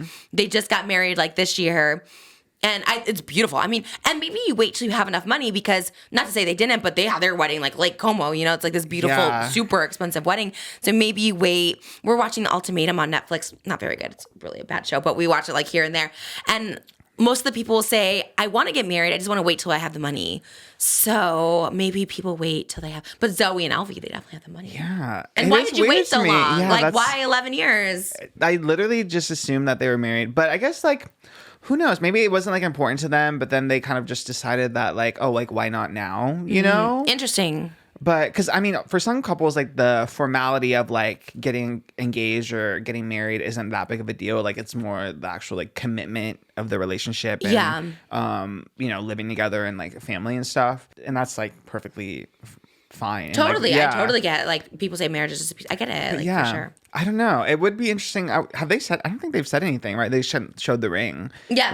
That's it. Well, they don't make content, right? They're not. No, content. Zoe vlogs. She's still vlogging. Really? Yeah, she still She does just pretty came well. back because she did it for a minute, No, right? she's been back for a while, but she's like really low key. Like, Okay. yeah, she does lifestyle vlogs, and she still does like pretty. I mean, obviously, she was like the biggest one for a while, but that's why I would think back then they would get engaged because like that would have was been the time. Woo, Yeah, you know what big I mean? new. Yeah, That's how I think in like a content creator way. I'm just like, oh, we'll do it. Well, it's like hyped or I don't know. I guess she just chose like I don't know. They're so like low key about it, which is I think really cute. It's like it's cute that they're so like low key about like their content and their relationship. I don't know. It's sweet. Yeah. I think it's cool. I don't know. Let us know in the comments below if that's you. I would love to interview someone. Maybe I'll get Lena or something on here because I'm like I really am just so curious about it. I mean, again, whatever way it would have happened, like if, would happen, like I wouldn't have cared if I really did want to get engaged and get married. But even if it didn't, I would have been like, I'm happy to buy a house with you. I'm happy to have a baby with you. Like, so yeah, I don't know. It's interesting. I think it's cool. I wonder if it's exciting for them or why they changed their mind or why it's so long. I don't know. Did you ever have beef? I was like, maybe Zoella could come on one day. I don't think I had beef with any of the British. Okay. They never even crossed my mind ever about anything. Not in a bad way, but I knew they were massive. And I'm just like, English people in general, like British people just seem so far removed from us that I never think about them. You know what I mean? Which when I went to Celebrity Big Brother and all of a sudden I'm like surrounded by all these like British accents, I'm like, whoa. Like it was a culture shock. The way they act, the way they talk, the way they think is like literally like aliens, like just a different breed over there. And I couldn't take it 24 hours a day. Just, oh, Trish, go pulping out. You're going to have just a lot. And they would have slang where I didn't know. Like, I think cigarettes, they call the F word. Oh, yeah. And I'm like, I don't know. It's just like a lot. It was weird. I don't know. Celebrity Big Brother was a weird time. Tiffany, New York Pollard, you know her? Okay, from of course. the new House of Villains show. We've been DMing, but she's very busy. But she commented on my Donny Osmond photo with like star eyes. I would love Tiffany on this podcast. She's a dream guest. Yeah. I couldn't even imagine her here. She looks good. She looks so good. She's sickening, yeah. She was one of my biggest inspirations for doing Celebrity Big Brother. I was like, oh, I want to be in a house with someone like Tiffany. And of course they gave me no one. They gave me someone from Mob Wives or something. And I was like, okay. Yeah, but I would love Ariana. Wait, did we talk about this? What? The Ariana Grande news hot topic? Oh, yeah, we should talk about that one. So speaking of Ariana, with this little look today. We had to do a tie-in because otherwise why would I be wearing this? I don't know. I just had this look in my mind for so long. Did you see her Vogue Beauty Secrets video? No. Wait, did we talk about this? Did No. I don't think so. Well, she was really cute in there. People were like praising her because she was really honest about the lip fillers and Botox. Yes. And fillers in general, right? Kind of like injectables, yeah. Because she's talking about her laugh lines, which I did not know you fill your laugh lines to get rid of them. Yeah. If I filled these laugh lines, I would look like I have a big fat face. How come you don't look fatter? I think we talked about this before about injections. Like, how come you don't look fatter? Because you said, are we talking about your injections? Oh, yeah, I don't care. You said you got your jaw done. Yeah, I have to get it redone. I don't know if it's still in there, but. Which is crazy. Yeah. I've gotten my jaw here and then chin and then, on both sides. And it makes it more defined? Yeah. Such a weird thing. More of a jawline. Why does injecting your face look more defined? Because the filler in here, it's harder, so it kind of just looks more like the bone of like the jaw. Yeah, it is really interesting. And I remember, not to like comment on Ariana's like face or anything, but I remember like everyone was commenting that when she was doing the voice, like, oh, she looks so different. People were like picking apart how she looked and speculating if she got work done or whatever. And then I think there was people just saying, no, like she didn't get anything done. It's just like when you fluctuate with weight, when you have fillers and stuff, it just like if you lose weight with filler, it just makes the filler more like apparent. So that definitely has a big interesting part in it. Yeah. So she had filler. Did she say where? She said, full transparency, as I do my lips, I've had a ton of lip filler over the years and Botox. I stopped in 2018 because I just felt like it was too much. I just felt like I was hiding. And then she got emotional, which every time Ariana gets emotional, it makes my heart. I don't know. I have a soft spot for her. Oh, the way you said it was like, I don't know. That seemed fake. Or no, something. Like I have the a soft spot for her because I think she's a sensitive person. Totally. You know? And to be in the public eye and get that scrutiny about your looks all the time, like no matter how confident you are, like people constantly being like, too much filler, too much this, you're too skinny. Like, yeah. You know what I mean? it must be a lot. Even if you love being skinny, there's people who like love that's their personality trait is being skinny, but it's still like a lot to hear all the time. Yeah. I don't know. Especially as a child star too. Well, you know? I think that's it. Yeah, people commenting. She said, since I stopped getting fillers and Botox, I was just like, oh, I want to see my well-earned cry lines and smile lines. I hope my smile lines get deeper and deeper and I laugh more and more.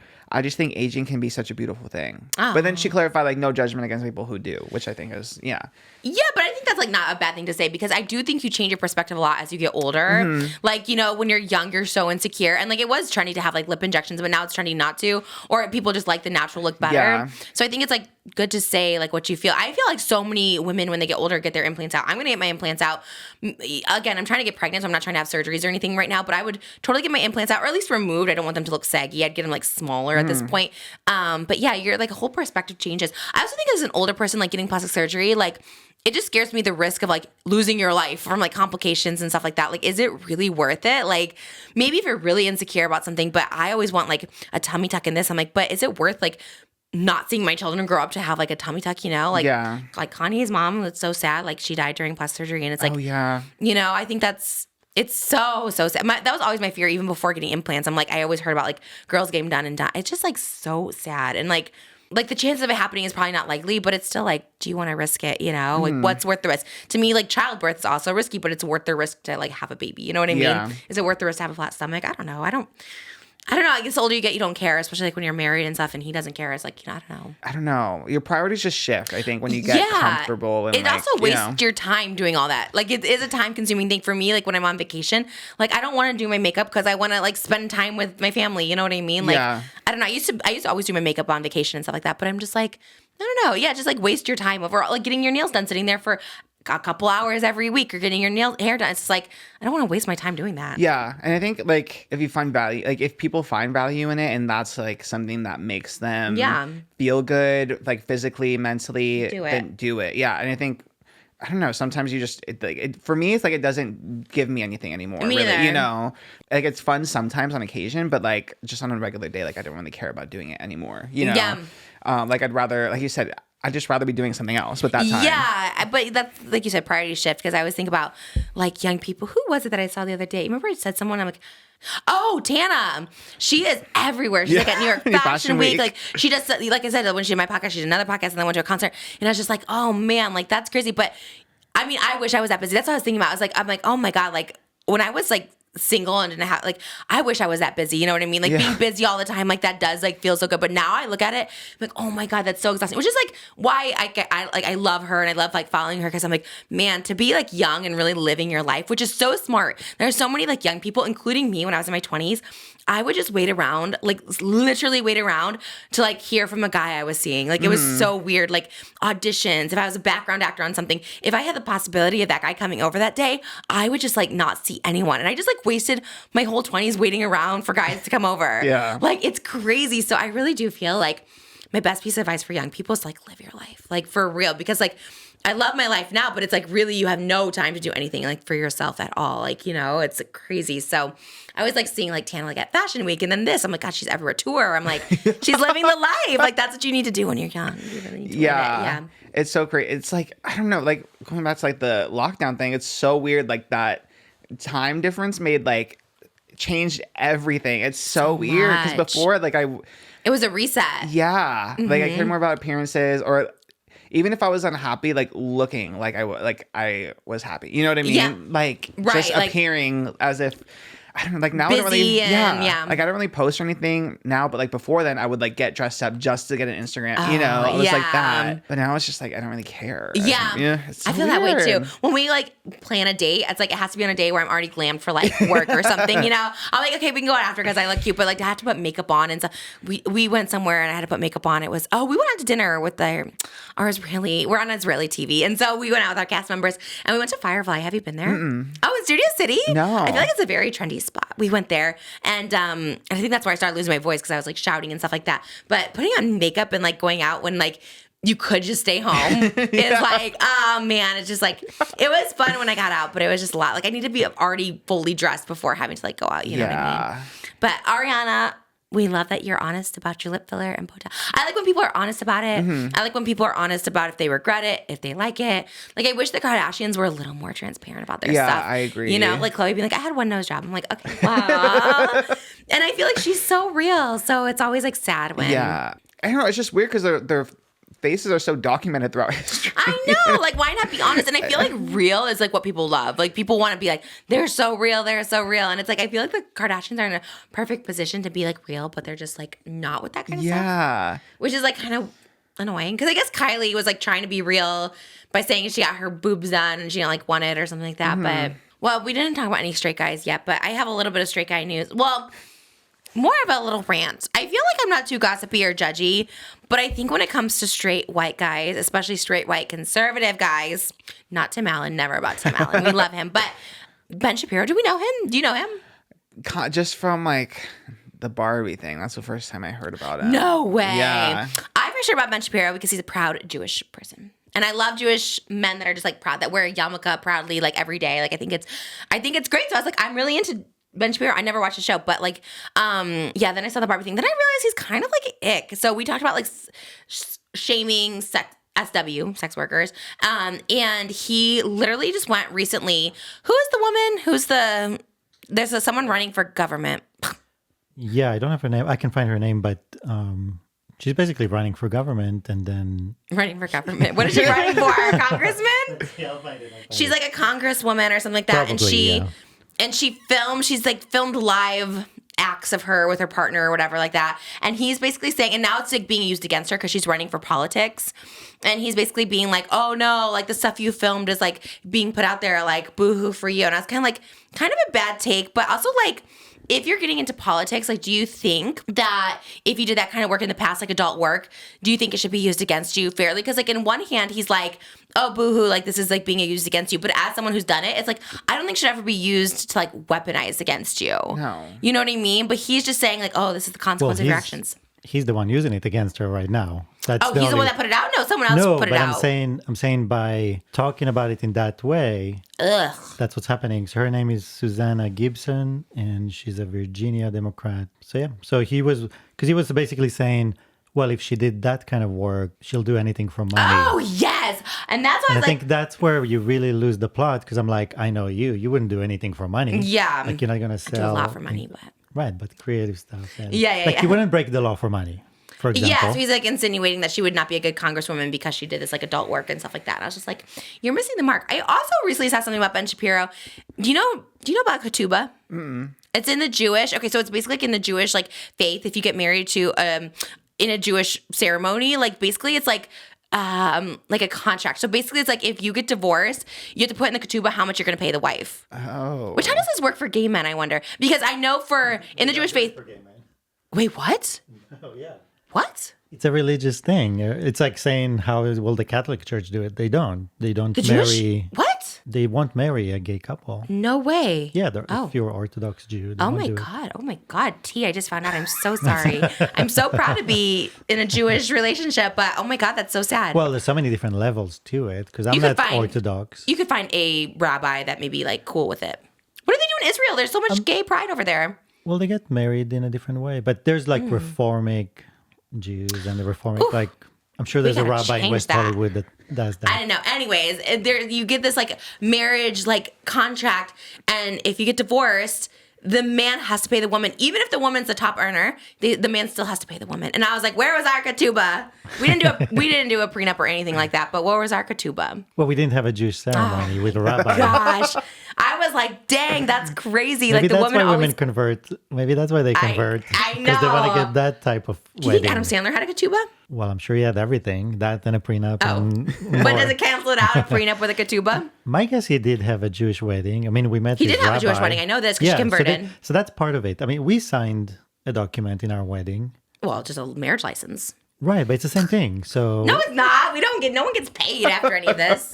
No, but I'm saying this is the Old Testament marriage license, right? Because they've been doing this from the Bible days, before there was government, before there was judges. I had no money in my account when we got married. I was going to do a prenup, and then I was like, okay, they're like, here, what are your assets? I'm like, oh, I have none. I just make a lot, but I spend it all. Like, I literally was like, nothing. Dang, I should have gotten the Ketubah sign. Actually, I drained him of the money because he had the good credit. I'm like, let's get that line of credit going to pay off this wedding. So, but that's what people don't understand. Like, religion existed before government.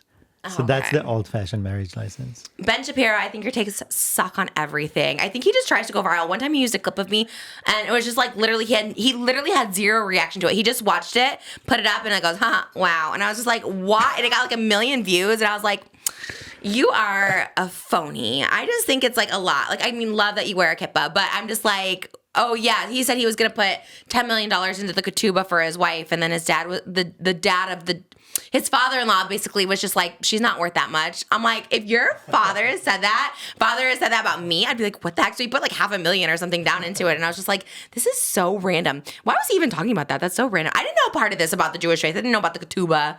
Seems like very... No, he told it just like a random story. God, I used to love him before I heard him talk. I was like, God, I love Ben Shapiro. But it's normal because if you really dive into what the real Orthodox Jews believe in, there's things you won't agree with. It's just like we don't. Most Jews in Israel are not religious, are not Orthodox.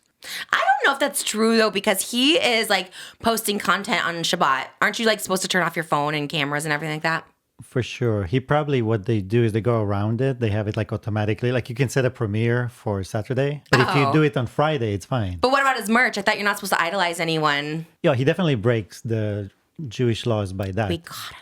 You're also not supposed to have a TV in your house on image. So the fact that there's people that idolize him is wrong in the Jewish religion. You're not supposed to idolize any human being. Interesting. So interesting. You got him there. I want to interview like real Orthodox, and not a judgy way at all. I have so many questions of why. Like when you can't have, you have to have sex through a sheet, right? Yeah, all the time, or just when they have the period? Oh no, you can't. No, when you're on your period, you're like in a separate room for 2 weeks. You're separate beds. You're not separate room. But then why do you do the sheet? I'm not sure about that one. That one is kind of an urban legend. Wait, no, I think it's. This is what I'm saying. I would love to have. Chef Moses and Tzipora. But they're not Orthodox either because they're also on TikTok and I love them. But well, you have to have somebody of that nature to come on a show. Surely they have to make it a little bit. Right. They don't believe it. Yeah. I need a real man. But usually rabbis, they do love to teach and talk about. We had a good rabbi on our Israeli show. He was really. He should be the guest. I'd be down. Oh, by the way, happy Shana Tova. Rosh Hashanah. Rosh Hashanah. Wait, Shana Tova. Yeah. Rosh Hashanah is when you say Shana Tova. Oh, okay. Happy Rosh Hashanah, Shana Tova. Hug Samek.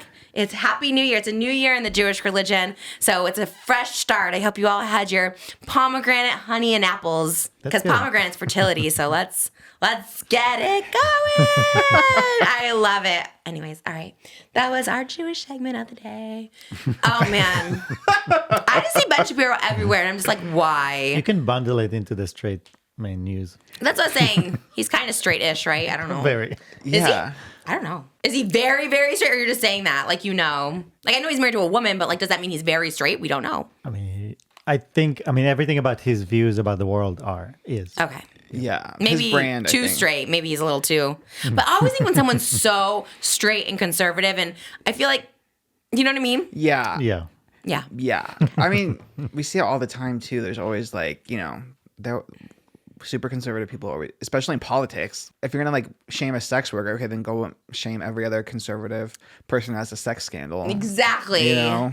So many. Do you remember that guy, Gary Condit? No. It was right before September 11th, then it disappeared. I don't know. Okay, anyways, that's the whole day. I don't know. I don't really know. Oh my God. I know. Get it not into September 11th. Okay, that was a whole other thing. I don't know why we went there, but I guess it was on my list. Okay. I feel like I need to ask you about the aliens that were discovered in Mexico. Oh my God! Did you So see? cute. Love it. Which is like, oh, we were supposed to send you a picture on the way up to Vegas. We saw the aliens too. We were going to send you a picture. Or the UFO was being taken down. Wait, what? Yes. Wait, explain. Context? Okay, context. We were on the way past the alien jerky thing. There was a UFO being taken down in the middle of the street. No, not in the middle of the street, off the street. In the middle of the desert. What? Yes. And it was before the flashing panels. And he's like, send this to Oscar. And I forgot to. And I took a picture. I took a picture and the picture was deleted. Not kidding. The picture was gone. And I'm being 100% serious because I took it. I remember most being like, take this along the way. So I was taking them completely gone, all videos, everything scrapped. Yeah. I mean, the technology they have, it's insane. The aliens are among us. But the corpse is in Mexico or New Mexico? We need to know. They did look like beef jerky. Someone sent me an email to not talk about aliens, though. Did I send you that? Oh, yes. But- Everyone's like, don't talk about the aliens. But they mean the human aliens. I don't know. Oh It was my weird. God. I was like, okay, sign. Oh my God. That is- We lost Oscar. I know. Oh my Wait, God. what did it, can you explain what was going on? This is big news. This is big news, but I have no proof of this, so now I don't know what to say other than Moses being in the car. I had just woken up, so I was like, I'm kind of confused where we were. We were past the jerky. This had nothing to do with the jerky. Okay. And I think, Moses, you said something like, is it always being taken down? Because I thought it was like an attraction or something. But I was like, tell me. The building that UFO shape and the panels were like they were taking it apart.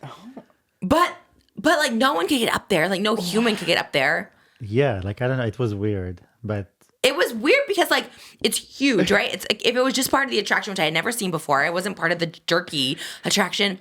There's no way you could get those panels down. They were too big. They were too tall. Nobody was up there doing it in ladders. What? Yeah, it was crazy. And I meant to take pictures. I did take pictures and they're gone.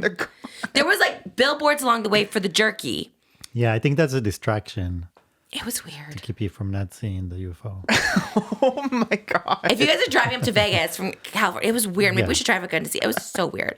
Anyways, back to the story. That's wild. We don't want yeah. we don't want the episode to be deleted too. So. I know we can't. Yeah. No, people do. It's like the MGM thing happening right now. Like all that's being taken down. Like people are like, you can't talk about anything. Oh my God. Can we? So did they The find these real corpses? So it was like they were from Peru, which my dad's from Peru. So Call him to some kind of investigate. relate.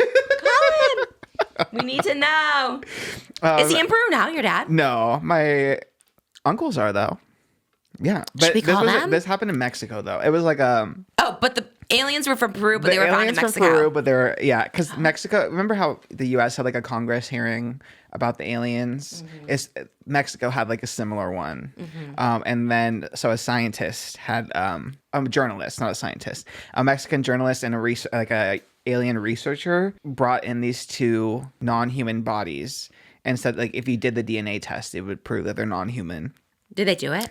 It turned out to be a hoax. Like which I kind of figured it would be a hoax, but the part of me was really hoping it was real because they were so cute, like very skinny, very petite. Okay, skinny legend, love Skinny, it. petite, big lips. I'm like, that's cute. Oh, I didn't see the lips. I just saw yeah. like an up angle, but no double chin on those. That's crazy. Why is Mexico always seeing the stuff no one else sees? Like Guadalupe's down there, Our Lady of Guadalupe, Mother Mary. Like they're always presented in Mexico.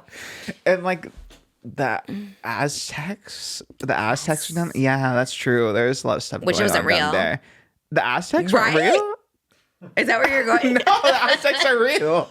What was your story about them then? What are they not seeing down there? No, I was just saying they have a lot of crazy stuff going on. Actually, I don't know anything about the Aztecs. I never remember Oh my that. God. Well, so sorry to the aliens. When you saw your aliens, did they look like those little guys? Yes. They did. Aliens look like that for a reason. It's like Jesus, the depiction of Jesus. Like he looks like that for a reason. Like someone captured this. Like there's a reason everyone has that universal alien sign, universal Jesus sign. They did look like this. Yes. Were they that little when you saw them? No, they're always skinny. I'm trying to think for real. Let me think. They're tiny. I told you, like the tooth and the alien. They're about this height. They walk in like this. I'm serious. I am so serious. I know aliens are real. I know it. It's gonna happen. Oh my God. I would love to like interview like an alien for real. How fun would that be? Man. Oh my that'd God, be the so Just Trish cool. alien exclusive would actually be tea. Because if they're real, Oh my God. there's so much to learn. What would be the first question you ask? I would ask them, oh God, that's tough. What would be, you'd have to help me with the question. Like, what do they think of Ariana Grande's Sweetener Foundation? I wonder if they Would have you like, do their makeup? Oh, that's true. Yeah. Like, do they have their own economy back then? maybe. I wonder. In different planets, do they have different money? Oh my God. Yeah, I wonder interesting. how rich they are. Oh Yeah. my God, aliens are so rich. because they have the spaceships and stuff like And that. those have to be expensive. For sure, the technology. There has to be like an Elon Musk of aliens. I was going to ask about Elon Musk, but I'm like, let me not bring up Elon Musk. Oh, yeah. Moses told me that he can be controversial. Like, he's not always liked. And I was like, oh, I didn't know. I didn't know he was like a conservative like that. I was like, I just thought he was like a funny personality or something like that. I was like, oh, okay. Sorry, no Elon Musk, unless he wants to come on the podcast. To address everything. Oh, man. Well, should we get into I was going to say, yeah. the serious? Let's take it down a notch. All right. So I guess it's like... This our serious hats have to come know. on. We always like we always dread it, but I know. You know it what? has to be done. I know. I try to do videos on my main channel, so it like doesn't have to talk about on this channel because I'm just like sometimes I don't know. To me, it's like this situation, like the Colleen stuff, is just like not drama, and like keep hearing it being called drama and people capitalizing off of it, and you know, it just like bothers me so much to my core, like so much to my core. I feel like when it involves like children and stuff, how people just like it just gets counted as like, oh, cancel culture is awful and cancel culture got her. It's like when I heard JoJo Siwa on Howie Mandel's podcast, like seeing like, you know, a lot of people were got hurt by this cancellation. I'm like, this isn't a cancellation. Like, it's just not a cancellation, period. Like, she left the internet and like, I guess canceled herself, but it's like, there's so much to this that like people just, there's no accountability. That's what I'm saying. Like, there's none whatsoever, not even an inkling of like, okay, I hurt people, I'm sorry. Or, oh man, this sucks. Like, I shouldn't, you know, like even her line of like, you know, where she's just like, you know, I'm not a groomer, just a loser. Like, she really could have just been like, hey guys, like, I was thinking in this mentality, like, I'm so sorry, like, I hurt people. Like, why can't you just give that, like, little bit of apology and closure to these people who are, like, still severely hurt by it? You know what I mean? And it's, like, to have your friend who is your friend since she was 12 years old and you were 27, like, defend you like this, and someone who's really well liked by children, by the way, is, like, it's so frustrating. It's so unbelievably frustrating and like hurtful. And I don't even consider myself like obviously like one of these child victims that were like involved, the people who were hurt, you know, the girl on the stage when she was 16, Adam McIntyre, the people in the group chat doing the tampon challenge. Like, it's just crazy to me how this gets like swept under and almost like joked about. I don't know. It's just like weird. I don't know. Here's the thing. I think JoJo in general tries to be like super positive, right? And I think if that's the stance she was gonna have, should have just like avoided talking about it. And I get, like, I'm trying to get like her perspective on it, right? And I imagine like you said, since she was 12 years old, growing up, like she's collabed with them, gone on vacations with them. She's been like a part of that whole circle. So I know that there has to be like a sense of loyalty to them. And then there's an element of like, that can't be true because I know them and I know that I know that she would never do that. But there's just so much evidence that you have to like kind of set aside the person you think you know versus like who they are and what they've done to other people. You know, there's that element to it. Which it kind of almost is like, because they were friends at such a young age, it's like, it's almost as if it's like, yeah, you're so attached. You're so like, the only reason I use the word manipulation is because like, I feel like I have kind of a unique like perspective on the situation because I was also friends with Colleen when this happened. And I did also feel some sort of like, oh, I know Colleen, or like, she never brought this up before. I never seen her do this. Like, but the manipulation I felt by her, and I truly do, and I don't use that term loosely at all. Like I really don't use manipulation like loosely, but I feel like I know I was manipulated, and like I think that's why I have so much anger still. And I feel like I see this almost with JoJo, like it's manipulation. She's saying, oh, these are all lies. Well, she wasn't there in the situation. She's not involved unless she was in these group chats or whatever like that, which she didn't say anything to. But the only person who could be telling you that these are lies are someone that's involved. So Colleen and these people are involved. And how do I know this? Because she's telling me this. I'm like, oh, like, did you like, and I was so nice about it when I first heard the stuff about the pictures being sent to Johnny and, you know, allegedly to Adam. I brought it up to her and she's like, oh my gosh, what? No, they were like your fans. Like they were sending me pictures. And I was like, guys, and sometimes I would do like one word response, like, okay, like such crazy lies when she knew that this was like out there. And then later confirming it to me. So it's no longer a lie. Like she confirmed this happened. So, but I was also manipulated. I was thinking like, okay. So I was like, at the time I'm like, well, we should at least talk about it if we were, because she kept pushing to come back with the podcast. And when I started like really like listening to this stuff, I was kind of like, I don't know. And like, yes, being a skeptic, being her friend, being an influencer, yes, lies are told about you. So you're just like, okay, let me like hear more. But she was constantly pushing to like do the show. We're going to come back and show them. Like we don't, and then she was like, yeah, we'll talk about it on the show was the first thing she said. Then she came back a couple weeks later, like, let's not even talk about it. We'll just come back so we can show them, like, look, we're friends, like this kind of stuff. And I was like, that's when it started feeling icky to me because I'm like, why is she pushing coming back so much when she herself hasn't said anything? Wanting me to be the first to put out there to test the waters to see how it goes. It was so manipulative. And I would just like really hate her so much for it because I was someone who's like, okay, maybe, you know, and I was someone who's like, well, I don't know. Like, let me see what, you know, because you just don't know. You just don't know, right, the truth. But you just have to give, in this situation, the space and the time for the truth to come out. And the truth has already come out about this. She was friends with Adam when he was a teenager. She was having inappropriate conversations with minors about tampons, her sex life, divorce, all this stuff like that. Like, those are facts. Those are facts. She admits it. She calls it being desperate. But no, you had this inappropriate relationship. So for JoJo to be like, oh, all these lies, like just discounting facts, you know what I mean? Like, yes, in a sea of things, there's probably lies, but when there's actual facts and no one's taking accountability or responsibility for it, it's manipulation. She's hearing it from somebody saying that these are lies because there's no way, I don't believe JoJo is so egotistical to think that she knows what lies are when she wasn't in that situation, you know? So to be like, oh, all these lies and stuff like that, just crediting actual facts that are out there that have presented themselves is insane to me. It's crazy. And it just screams manipulation. And it's the number one reason I feel like everyone saw it is like, this is why you shouldn't be friends with a minor. Because are any of Colleen's adult friends standing up for her or defending her? No, because you can love someone. Like I'm sure her husband loves her. I'm sure her parents love her. And you can love someone and just know that they're in the wrong and let them deal with the consequences. Like JoJo just like, you need to know this is the wrong. Be there for them privately because you don't want them to like hurt themselves or anything like that. But to defend and call other people who were hurt by this like victims, I'm like, that's so gross on so many levels. And I don't know 100% if I blame JoJo because she's obviously hearing it from someone and it's obviously a manipulation. And you are friends with someone since you're a child. She kept reiterating, since I was 12, since this, we became friends. Yeah. It's like, that's the problem. That's the problem. You're the only one sticking up for this because you met her when you're a child and you're believing all this stuff, which we saw in the SWOOP thing when Joshua talked about the JoJo situation, which is, to me, was just, ugh. I had like a sickness to my stomach. The fact that there was even this battle, which Josh allegedly said that he didn't want a part of like getting JoJo on people's side during that, or like, oh, they're not talking to her because she's on thing. It's like everyone's a grown adult in this situation except for JoJo. So like even putting her in that situation, it's like when the worst kind of parents will make the kids in the middle of the divorce, which is not even their child. So it's even weirder that they were doing that. But it just like the whole thing is like so sick and twisted. So then she feels like, yeah, she has loyalty to Colleen because Colleen was there for her during this difficult time or whatever. It's just, the whole thing was a lot. It was just a lot. And hearing the situation about JoJo and how they were all friends with her, I don't know. It's just, no matter how mature a child is, like hanging out with someone like that, being that close to someone as a child when you're not their parent or not related to them, and not a mentor, by the way. I should also say this. Some people were asking about like the Big Brother, Big Sister program.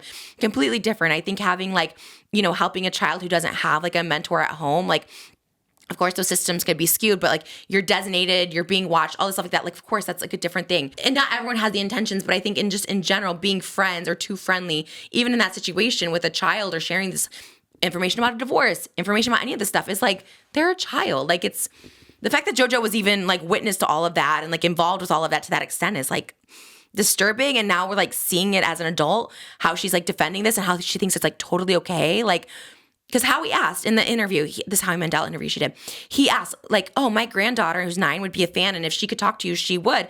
And JoJo's like, yeah, but the difference is me and Colleen were friends. We became close friends. And I'm like, that right there is the problem. Like, you wouldn't be friends with Howie's 9-year-old granddaughter, but you're thinking it's okay because you guys are friends. How did you become friends? How did you have that closeness? Why? It's this, you idolize this person. Like, you obviously have these rose-colored glasses on. Like, there's so much wrong, and it makes me sad. It makes me sad for JoJo. I'm not saying she doesn't want to be a victim. She's not a victim, but I just don't think she's clearly not realizing the severity of what Colleen was doing with these friendships at the very minimum with like people like Adam and stuff like that, which is like so disturbing. And I think Colleen knows it's disturbing, hence why in her ukulele she was like, not a groomer, just a loser. Like, she's trying to make excuses. Like, she knows she was in these chats. It was inappropriate, but she's trying to like count it off as something less serious than what it was.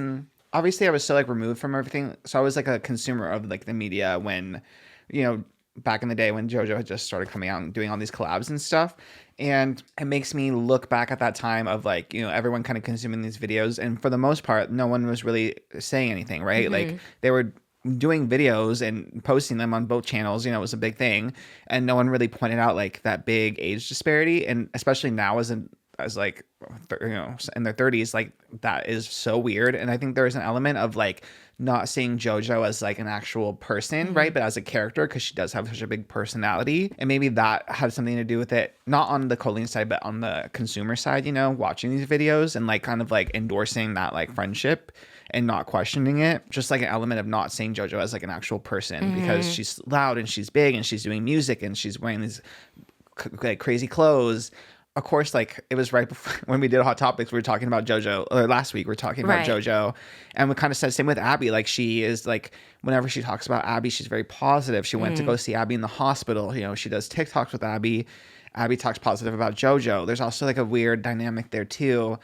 And I don't know, like I feel bad because I know that JoJo is like genuinely believes this stuff and like is trying to be positive. Or I feel like she genuinely believes this stuff and is trying to be super positive, but I don't know if she fully realized like the people she would hurt by making comments like that, like to kind of like diminish people who do have a lot of trauma because of the stuff that she was doing. And also I think Adam tweeted like, you were trying to say that she wasn't doing any of this stuff because you befriended her at 12 years old when you were a fan. It's like, yeah, it's literally the same situation. But I mean, all her fans did that. They all like the one that started this whole thing, was it Cody? They were like, you know, they were defending Colleen when the Adam situation came out. Yeah. Because like you idolize someone, you're there, and then you're also close on top of that. Like, of course you're gonna like want to defend them and stuff like that. And I have to like also preface like, you know, collaborations with people, because people say they're in the same field and stuff like that, because I did a collaboration with JoJo too, and I didn't anymore after that because it was kind of like a weird, YouTube's such a weird thing because you're not acting with someone. Even acting, I think it's like bizarre for child actors to do adult scenes with people. I get it, it's like more acting, but when you're a YouTuber and you're just like going to their house, like it does feel like her mom was there when I was there. But it still feels very, I don't know. It's like, because it's almost like, what's reality? I think because she invited us to New Year's Eve with her and I didn't go, but the guy I was dating did at the time with like, and he had kids or whatever. And so it's like, whatever, but it just feels, I don't know. It almost feels like this blurred line because I'm like, okay, well, I'm not going to go hang out with a 15-year-old. You know what I mean? Yeah. And again, when you have kids, it's different, of course. So I'm not like saying anything there, but it is kind of weird. I think when you were saying like she goes on vacations with them and stuff like that, I'm like, okay, as a child, like as an underage person, like I don't, unless you're friends, which she didn't have kids at the time, so unless you're friends with like her kids, I don't know. Even then, like I don't know. It's very bizarre. Anyways, regardless of the situation, it's obviously no matter what. I mean, there's a weird dynamic when you like are sticking up for like someone that had this relationship. And I don't know her relationship with Abby. Obviously, they were dance teacher and student. I don't know like if they were friends, if she says they were friends or anything. But the way she talked about Colleen is like we became close friends, and it's just like that's just like not normal. And it's, I don't know. It really made me sad on so many, because she also said, you know, it's a cancellation. Everyone's getting hurt by it. People are capitalizing off it, like just really downplaying it as if it's like, oh, poor Colleen. When in fact, it's like there hasn't been enough. And I think Adam even said it, is he, you know, an apology goes a long way. Like he would just be done with this chapter if she was just like, could apologize. And like, should you have to ask for an apology? No, because does it not feel sincere? But it's like at least acknowledging like, damn, this wasn't my intention, but like, and I know people hate those apologies, but that's better than nothing. It's like saying, this wasn't my intention. Like, I see it's like wrong to make that statement. So it's like, no, but now it's like this blurred line where it's like, oh no, it's okay. We can be friends with our favorite influencer that's 30 and married. It's like, no, it's, you know, it's weird. I don't know. I guess because she was friends with like Joey, and like I know who Joey and Daniel are as people. Like at the end of the day, like I know who they are as people and like know their goodness, you know? So it's like I had like a speck of wanting to believe. And then she had her, like you said, she had her chance with like the ukulele. Right. And that's what it was. It was like after that, like you said, like the making the jokes. You reminded me how much I hate that line, "I'm not a groomer, I'm just a loser." Yeah. Like to kind of make yourself seem like, oh, I'm just relatable. Like I had no friends my age, and you know, I just had to befriend people who liked my stuff. Like you're grown, you know. Someone else when they said they're like, oh, I was just desperate. It's like that doesn't take away from you doing icky things. Like call it for what it is. It's inappropriate at the very least. I think you're right about the situation with JoJo. Like growing up And I also think there's an element too of, I think even when she was underage, she didn't see her. I think she always saw herself as an adult because of how much she worked and stuff. And I think that's why I kind of feel bad, because I feel like there has to be, like, I think as she gets older, maybe she'll like learn stuff. For sure. I think when you're like 30, 40, like you see child stars now that are like 35 or whatever, it's just a different perspective when you have a different life perspective and you're like, oh, like, because it probably is fun. Like, and she does seem like she's having fun, and I probably would have loved it too. It's like, but there is something about like having a child work so much, and it's like, I don't know, it's like, I get it, like it is fun and exciting, and like it's better than maybe you don't want to go to college or something, but I don't know, it's like the JoJo thing is tough, and it's like sad. And I think the situation, I was just like I was shocked that she even like, that was the take. I was like, whoa. I don't know. I think a lot of people, when like, stuff was coming out, were like, wow, like JoJo probably has some stories, you know? And I just never thought that she would say anything. Because I think to that too is like you were saying, Joey's friends with her and stuff like that. Like, I think there is a chance, like, people didn't, like, for me, I genuinely did not know. I remember the first time or the last time we went there, like 2020 in December or whatever, after I had my baby, like, she's like, oh yeah, Reddit hates me, I'm always getting canceled. And I was genuinely so confused. Like, most would say, and I'd ask her, I'd be like, why do people hate you? To me, she was like unproblematic, wholesome. Like, I didn't know anything about Miranda. I didn't know about anything. I just thought, oh, she's just this like goody girl. Like, I just thought she was like a goody two shoes girl, just like sweet, whatever. Like, that's always my image of her. Maybe because I didn't know anything about her, but I was like, oh, she was always been in a long-term relationship. She's just that person. And then she would tell me, like, she'd always just tell me like one incident with, you know, Adam about the underwear. Oh, like, you know, like it became this thing that wasn't, and I still had no idea what it was. And then when I watched that whole situation, I'm like, okay, that's weird too. And she was like downplaying it. Like, again, saying like, oh, he wanted underwear, we like sent it to him or whatever like that. But it was like, no, you offered it. It was, anyway, it became a weird thing, but I had no idea she was problematic. And like, I feel like for me, I'm like overly telling people like, oh my God, I'm like, you know, there's this and this in my past or whatever. But she didn't tell me like any of that stuff, which I thought was like weird. She was concerned like going to her podcast people because they didn't want to lose ads because of me. But she's acting like I was the problematic one. And I was just like, girl, you knew all this. But she always said like, we're going to get canceled. I'm going to get canceled. Like, it's going to, right? Like, I mean, it always was very much that. And I was like so confused. Like, from even the first episode, are we canceled? Are we canceled? Right, like, are we canceled yet or something? And I was like, girl, what did you do in your past that you're so, because I'm a pretty cancelable person. And I was just like, we're fine. We're not doing anything wrong. Meanwhile, all this shit, I was like, what? Still to this day. Also, she knew, I mean, somewhere in the back of her head, she knew that those photos exist, those text messages about you.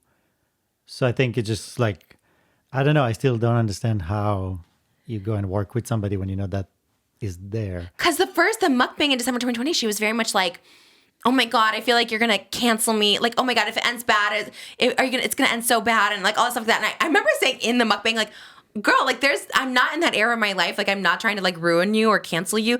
And it's like weird. I was like, oh wait, she's like weirdly manifested it, but it's not manifesting. She like knew all this shit and did the... And that, I'm telling you, it's like the biggest struggle. And I really try, like, even the SWOOP thing, I like, full disclosure, I didn't watch like the entirety of it, but I was just like, because it's the most bizarre thing. It's the most bizarre, because she would say that stuff like, oh, like, you know, it's going to end so badly and stuff. And I'm just like, what a weird thing to say. And like, it ended the worst of anything that could possibly end. But because of your actions that you said about me. Like, you couldn't have possibly forgot that you said all this crap about me. There's just no way. Like, I get not, like, remembering, oh my God, did I say something about, like, Kathy Griffin or something like that? But it's like, there's so many texts and it's repeated and it's multiple times and it's all this stuff. I'm like, what? It's so weird. Yeah, because it wasn't just like we saw that it wasn't just a one-off thing, like, in the screenshots, you know? It's like multiple pictures. Yeah, because at least, like, Brianna, like, that was like obviously like a one-time thing, right? And like now she's apologized for it, but it goes such a long way. Like, it's like such a long way. The apology she gave me after I made my video, after I found it out, was literally like, that's the most insulting thing. And I was just like, what the heck? Like, but then on top of that, giving me an apology, but not anyone else that like you've like actually affected. Like, Adam clearly had a lot of issues with this still, and like it's. Obviously, I think her name's Becky. I think it's her name because I see it on my For You. So Becky, I see her tweeting a lot about it too. So still messed up by it. So just be like, you know, on one hand, she's saying the show wasn't for kids. And the other hand, she's like, well, 16 or I don't know. It's like all this stuff like that. So it's like, just say like, you messed up. The show should have been over 18. This like, you know, like, I'm sorry this happened. Like, I don't know. It's so weird for me because now it does kind of snowball into everything else. And it's just like, okay, I don't know. Yeah. And then SWOOP video with Joshua too, kind of, I don't know. I feel like it just kind of affirmed a lot of things that we already kind of knew, you know? So like you said, when they were talking about JoJo and how if it, like a child with divorce she was, when that element is super weird. Joshua even said like they love that, you know, JoJo would give them more followers and like, you know, expose Miranda and Colleen to like more of JoJo's audience too. Which are kids. Which is like, and obviously like that, I mean, no matter what, that's true. Like you're not collabing with like this child.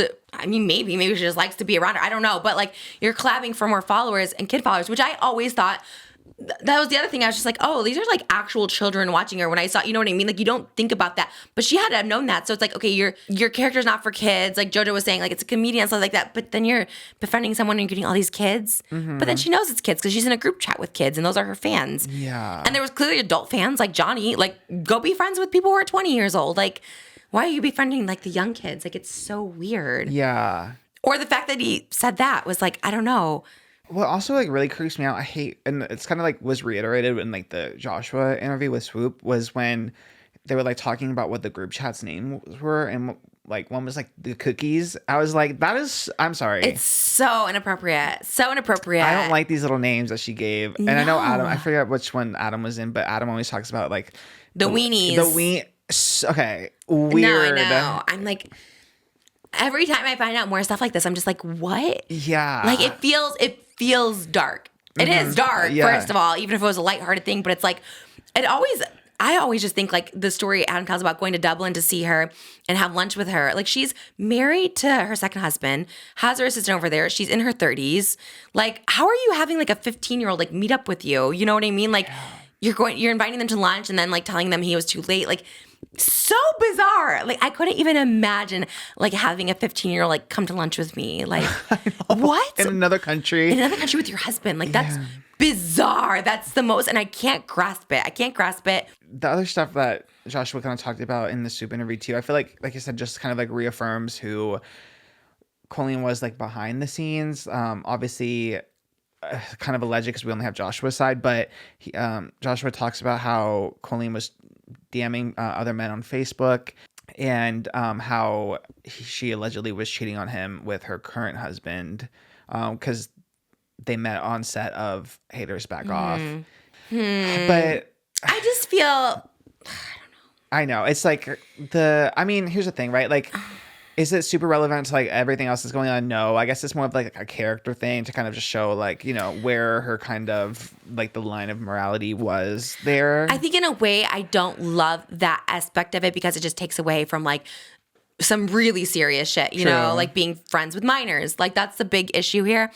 And I feel like with Johnny, like it totally hurt people taking it seriously when he just starts like, you know, you just start adding stuff in there just to add stuff in there. You know what I mean? It's like, I think it just takes away a little bit. And it's like, he has every right to talk about this, obviously, but it's almost like just taking away. And at some point you're just like, okay, I get it. It's like, you know, there's a lot of shitty things about her, but it's like, let's focus on like the actual criminal stuff, which grooming should be criminal. Like you're talking to fans for a reason. You're telling them this information about your divorce for a reason. You want them to attack. That's what it is. It's like, you know, you're manipulating them. That's grooming. It's like being friends with minors to manipulate them. And there's also other stuff in there like abusing them and stuff like that. But it's like, so that's what she did. And that's what it is, you know, so to take it away, I don't know. It's like, JoJo is the living example of what people are saying is wrong in those relationships. True.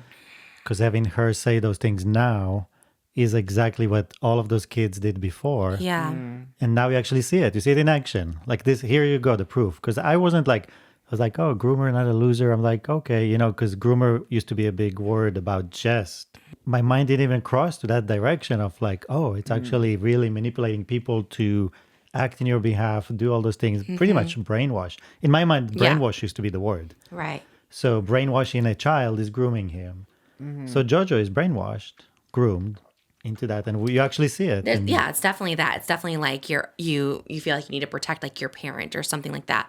So I feel like there's so many like bigger things. I mean, I like adore SWOOP. I think her like editing style is good. I think her research is good, and like, you know, the video, it brings entertainment, but I just like hope it doesn't like take away. You know what I mean? Because it's the same sort of thing as like painting someone as like a bad person. Like, you know, just it's not painting bad or good. It's just like this person did like some really messed up stuff and is not is not being held accountable for it. You know what I mean? Yeah. Back then when Joshua was going through the divorce, like he was like silenced because of the manipulation that was going on. You know, like he couldn't say anything because Colleen just was so like ingrained in all the young fans and had them so passionate. So I do see that element to it as well. Yeah, he seems stressed talking about it, which I felt more for him because I'm like, to relive something like this, because I think he's married now and stuff like that. It's like, it's just like a lot. And like, unless he saw something like inappropriate to like, I don't know, like children or something. I don't know. I feel like it's just more, I don't know. It seems like a lot of stress just for him. I don't know. Maybe not. Maybe he felt better getting it out there. But I know he was really nervous. Like, I never talked about this. I'm scared of her. I'm all this stuff like that. So I'm like, I don't know. I think it must, especially because his wife also like released a statement via SWOOP. And it seemed like she also holding everything in like really affected their like marriage too, because they were going through so much, and Josh was battling a lot of stuff because as a result of like the aftermath of such a messy like divorce. So at least I hope that just having like the platform for, you know, those 3 hours like helps them just kind of like get the closure, I guess, you know, healing. Totally, yeah. No, I mean, definitely talk about what you need to talk about, but the Shane stuff was really weird in that. Did you see that part? Yes, I saw it. It is like, to me, because here's the thing, like, I did not know her that well, and she would talk crap about Josh, but to me, it's like, is that kind of normal to do when you're in a breakup, right? Like, anytime I broke up with someone, I always talked so much crap to the person. I think the situation, are you talking about the honeymoon thing? Yeah. Where she's like texting him that he was like in fights and abusive, and he's like, we were totally fine. But I think Swoop even said, like, I would love to get Colleen's perspective on this, because this is very like, there has to be another side to this. Yeah. Or it's interesting she would talk to Shane about it. I don't know, maybe they work, he seemed to be friends with everyone, but I don't know, I don't know. To me, it's like, if she like just made up a story, like, it's kind of weird, but. Yeah, it's hard without, that is something where you kind of do need that. I mean, you always need the other side, but that particularly because it is so like. Because what? Like, that's so weird. It's like Gone Girl level, you know, like. Yeah. What? But like I said, I think to me, it's like, it's not really her talking. Again, I like probably saw her twice before 2020. Like, I think I saw her 2 or 3 times. And like, literally, yeah, she would like talk about how awful it was. But like, I think that's like normal, right? Do you think though that like I forgot where I saw this, but then people were saying that she also like back then was like using you. Yeah. Again, I don't want to be like, because it's like the Adam situation where I'm like, I didn't like Josh for other reasons, but he said something about like couples who always like vlog, you know, it's fake what they do. And at the time I was dating someone who we were just like vlogging, and I took it as him like, and that one really was all on me. Like, at that time, I didn't feel any loyalty to Colleen. I think she reached out to me after and was like, maybe told me stuff. But no, that was about something else he was talking about. Like, again, not to pull, like, I can't remember. But I don't remember too much. I just remember, like, he did say something about couples who vlog together every day, like, they're so fake, it's not real. And maybe I took it personal. Maybe he wasn't talking. It sounded like he was talking about me because I was in a relationship with people questioning if it was real or not and stuff. So it kind of felt like that. But I did go off. But I went off on a lot of people. But that one had nothing to do with Colleen, because I'm telling you, we just like weren't close like that. There was no thing in my mind where I'm like, I'm going to attack him for Colleen. You know, it's like, It was probably just maybe somewhat of an unwarranted attack because I just saw something that triggered me. But yeah, it wasn't that. But yeah, but I think after that, she might have told me just like, oh yeah, he was awful and this and that. But I did a collab with Josh before I even met Colleen. So he was just a YouTuber in my like head or something. I don't know. I don't really have any thoughts either way about him, like good or bad. I think at the time, like I said, I was attacking just anyone I felt attacked by. So it wasn't anything. You were quick to go off back then. Give me like a second, I was on it. You know what I mean? And it's like, thank God for like a moment. Like, I do have to take a moment, even with the JoJo thing coming out. I gave it a moment, but it was something I felt like sick to my stomach. If I feel sick to my stomach, I have to like make a video about it. And I hope it all goes away. I hope it just like stops. But I don't know. I think the only way it would happen is if she's just like, because she will come back and people forgive anything, which if you want to, you know, whatever. But it's like, just own up to something. It's like Woody Allen too. He recently said something like, I don't believe in cancel culture. Yeah. It's like, yeah, I guess he's not feeling it because people aren't like boycotting his movies. And like, to some degree, he's right. There's no cancel culture because he's still making movies and actors are defending him. But it's like, but acknowledge what you did was so icky and so gross. You married someone that you knew as a child. Like, you're so icky for that. And how when people say nothing, it makes me so mad. Woody Allen especially. And I loved Woody Allen. He was my Twitter bio for so long. I always said like I was a mix between Woody Allen. I loved Woody Allen. Like loved him like so much.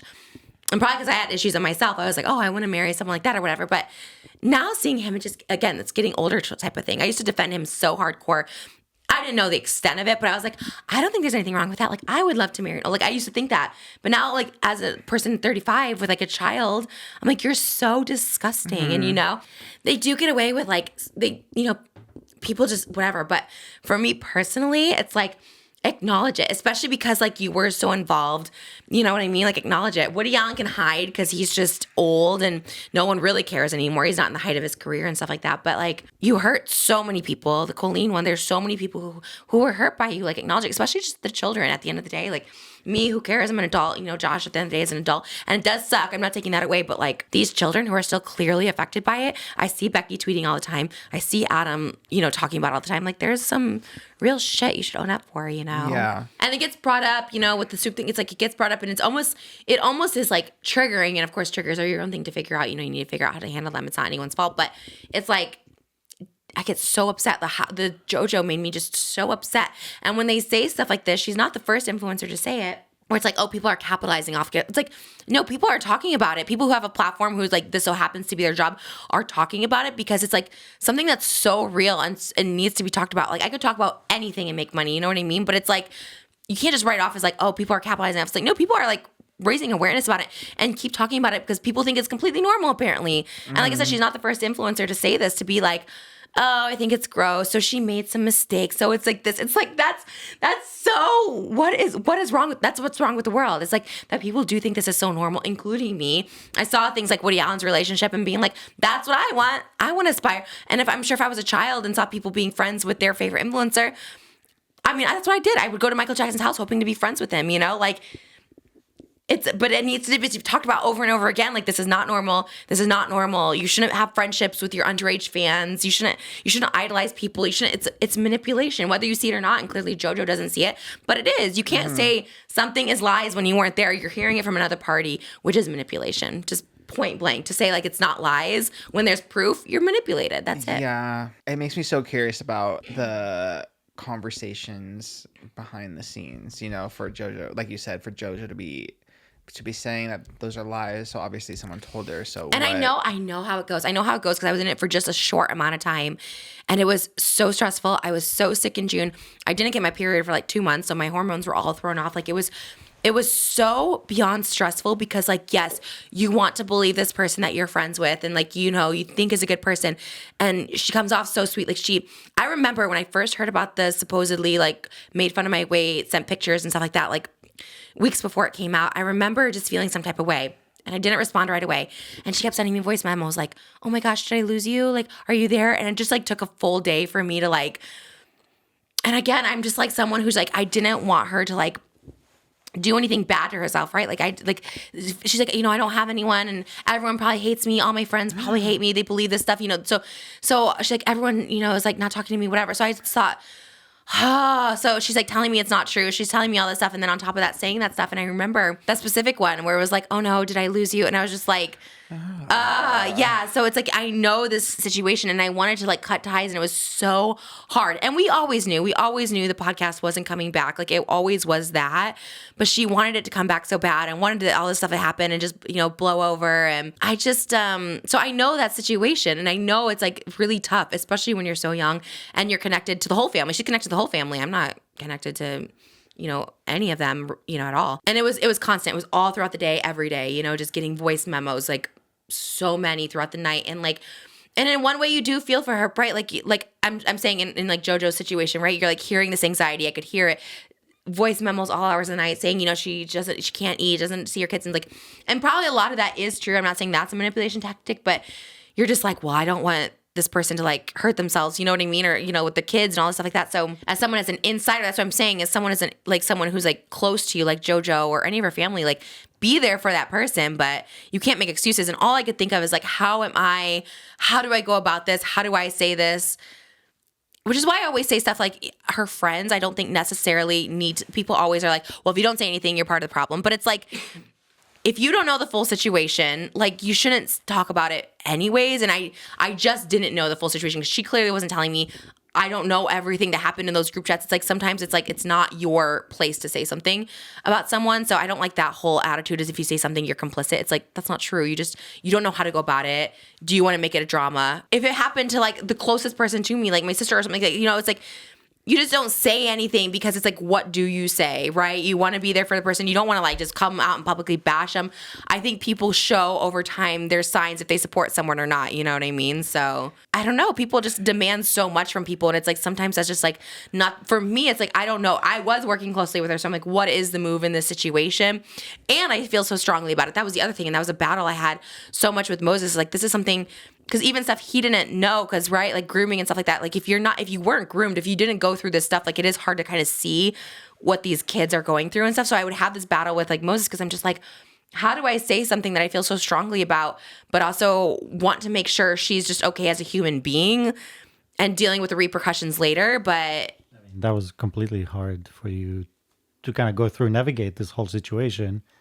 And because I didn't know what personal triggers you had, you know what I mean? Like from having experiences like that in your own personal life as a kid. And we'd have like lengthy conversations in the car, and I'm just like, that is grooming. That is what it is. And I didn't realize it until I was in my 30s. So it's such a difficult thing. And now, of course, I'm outspoken about it and some people don't like it or whatever, but it's like I held back so much. I was manipulated so much. I didn't know about a lot of stuff.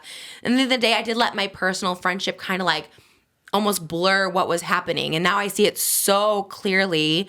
And I'm thankful for that. And some people, if they want to say it's too little, too late, whatever, but it's like, I don't think it's ever too late. That's why I think like if JoJo 10 years from now had something to say about it, it's like, of course you're going to have a different perspective. You're going to see things completely different. And then once I found out she lied to me, that's when I really was like blinders completely off. And I was like, oh my God, like I was manipulated. I was lied to. And it really sucks. And this whole situation sucks. And it's like, if I can be another loud voice in this, like I will. And I feel like the apology didn't mean anything to me. It would mean more if it was to these people who clearly, and Becky's not even an influencer. Like Adam, this is his job. That's what I'm saying. I don't go too hard on anyone because it's like, it happens to be his job. This is something that's relevant to him. But Becky, this is not her job. And she's obviously going through a lot, you know? And so or those other girls in the group chat or anything, it's just like, it's a lot, and people are scared. People are always going to be scared because someone with a large following that has this loyal fan base, and she does still have a loyal fan base, will attack people. I've seen it happen in my life too, where people like attack people who try to stand up for me or whatever, or have similar experiences. Like people just get attacked, so people get scared, and I get it. What a saga. And it's, gosh, I don't know. It's very on brand for that you ended up being a part of the saga right before. I don't want to be in it. I don't want to be in it. I know. It's just so crazy. Like right before. I think that kicked off this drama this drama train happening right now, no pun intended, because I was so just trying to stay out of everything. Yeah. And honestly, I didn't even want to say anything because it's like I was all about not saying anything. There is power in saying something. That's why I've always gone back and forth with not defending myself and stuff like that, because at the end of the day, there is power in like defending yourself and sticking up for other people and stuff like that. And I hate that when like being called drama for it. It's like, no, like there was a very serious thing that happened and now it's like I need to talk about it. Yeah. And it kind of sparked something in me to just keep talking about this. It's like, well, I have a voice. I can handle my emotions better. People listen a little better now that I can control myself and stuff. And so picking and choosing. Your perspective is very valuable too. As someone who you've gone through similar experiences, like being like a victim of grooming, you have experience with the person who, everyone that is doing all this stuff, and then so I feel and you have a platform, so it's kind of like the perfect storm of like your perspective. I think is valuable, and I think for the most part people see that, and the people who don't can fuck off. Right. IMO. IMO. What's IMO? What is it? Oh, I was like, oh my God. And I was like HOMO or something. I was like, oh my God, no. Hopefully that's the end. I hope that's the end. I don't know. I feel like she's made enough money. She can just, retire. I don't know. She doesn't strike me as a person to just like let that be her legacy. I feel like I feel like there would be an attempt. And again, it doesn't have to be. I think if you can like own up to it, there's like a little bit, not redeeming for me or probably a lot of other people, but a little bit, Like a little bit. Yeah. Just give them something. Like, especially your fans. I feel like if nothing else, you owe it to the people who do like you, right? Like, whenever I messed up, I'm like, I owe it to the people who do like me because they're like rooting for you. They want you to be better and good. And, you know, I'm in the mindset sometimes people maybe don't know what they're doing. Like giving the hugest benefit of the doubt. I'm like, maybe she didn't know that was inappropriate, but now that you do know, like, say. Like, everyone's going to mess up, and everyone's just trying to make the best decisions based on the information that you have at the time, and that's really all you can do. But to like not make the effort, put in that first step, do the work to like learn, you know, and accept that you did stuff that was fucked up. Because now we've identified the problem. Like, for me, I didn't know what my problem was. I was like, well, I'm just unhinged, whatever, I'm real. Like, I kept thinking, I was like, oh, there's a problem. Thank you, Dr. Drew. Which is like, oh, there's like something like mentally a little off where I can't regulate my emotions. I thought it was like mental illness, like bipolar, give me medication. This, you know, like all that stuff like that. And I realized, oh, like I can't control the way I react to things. And so I isolated the problem and got help. And it's like, now she knows what the problem is. So, you know, I don't think she's talking to underage fans anymore. So it's like, acknowledge it, do better, and people will see that, you know? It's like you can't come back fully clean from this, but you can come back a little. Like you said, she probably wants to keep being creative, and she's talented and all that stuff like that. So it's like, try to be better. It's like Woody Allen is like 75 and just like, I'm whatever.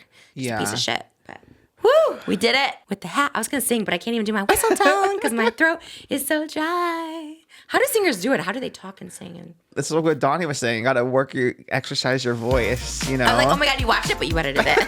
I was like, wow, you watched it. Such a great guy. All right, you guys, thank you so much for watching this episode of Just Trish. I hope that you guys take it for what it is. It's just entertainment. I don't know too much. Oscar knows a little more than me, and then we got Moses knowing a lot, but it's silent over there in the corner. He's not really in the corner. We need to get a wide shot. Anyways, thank you guys so much for watching, and we'll see you next time on Just Trish.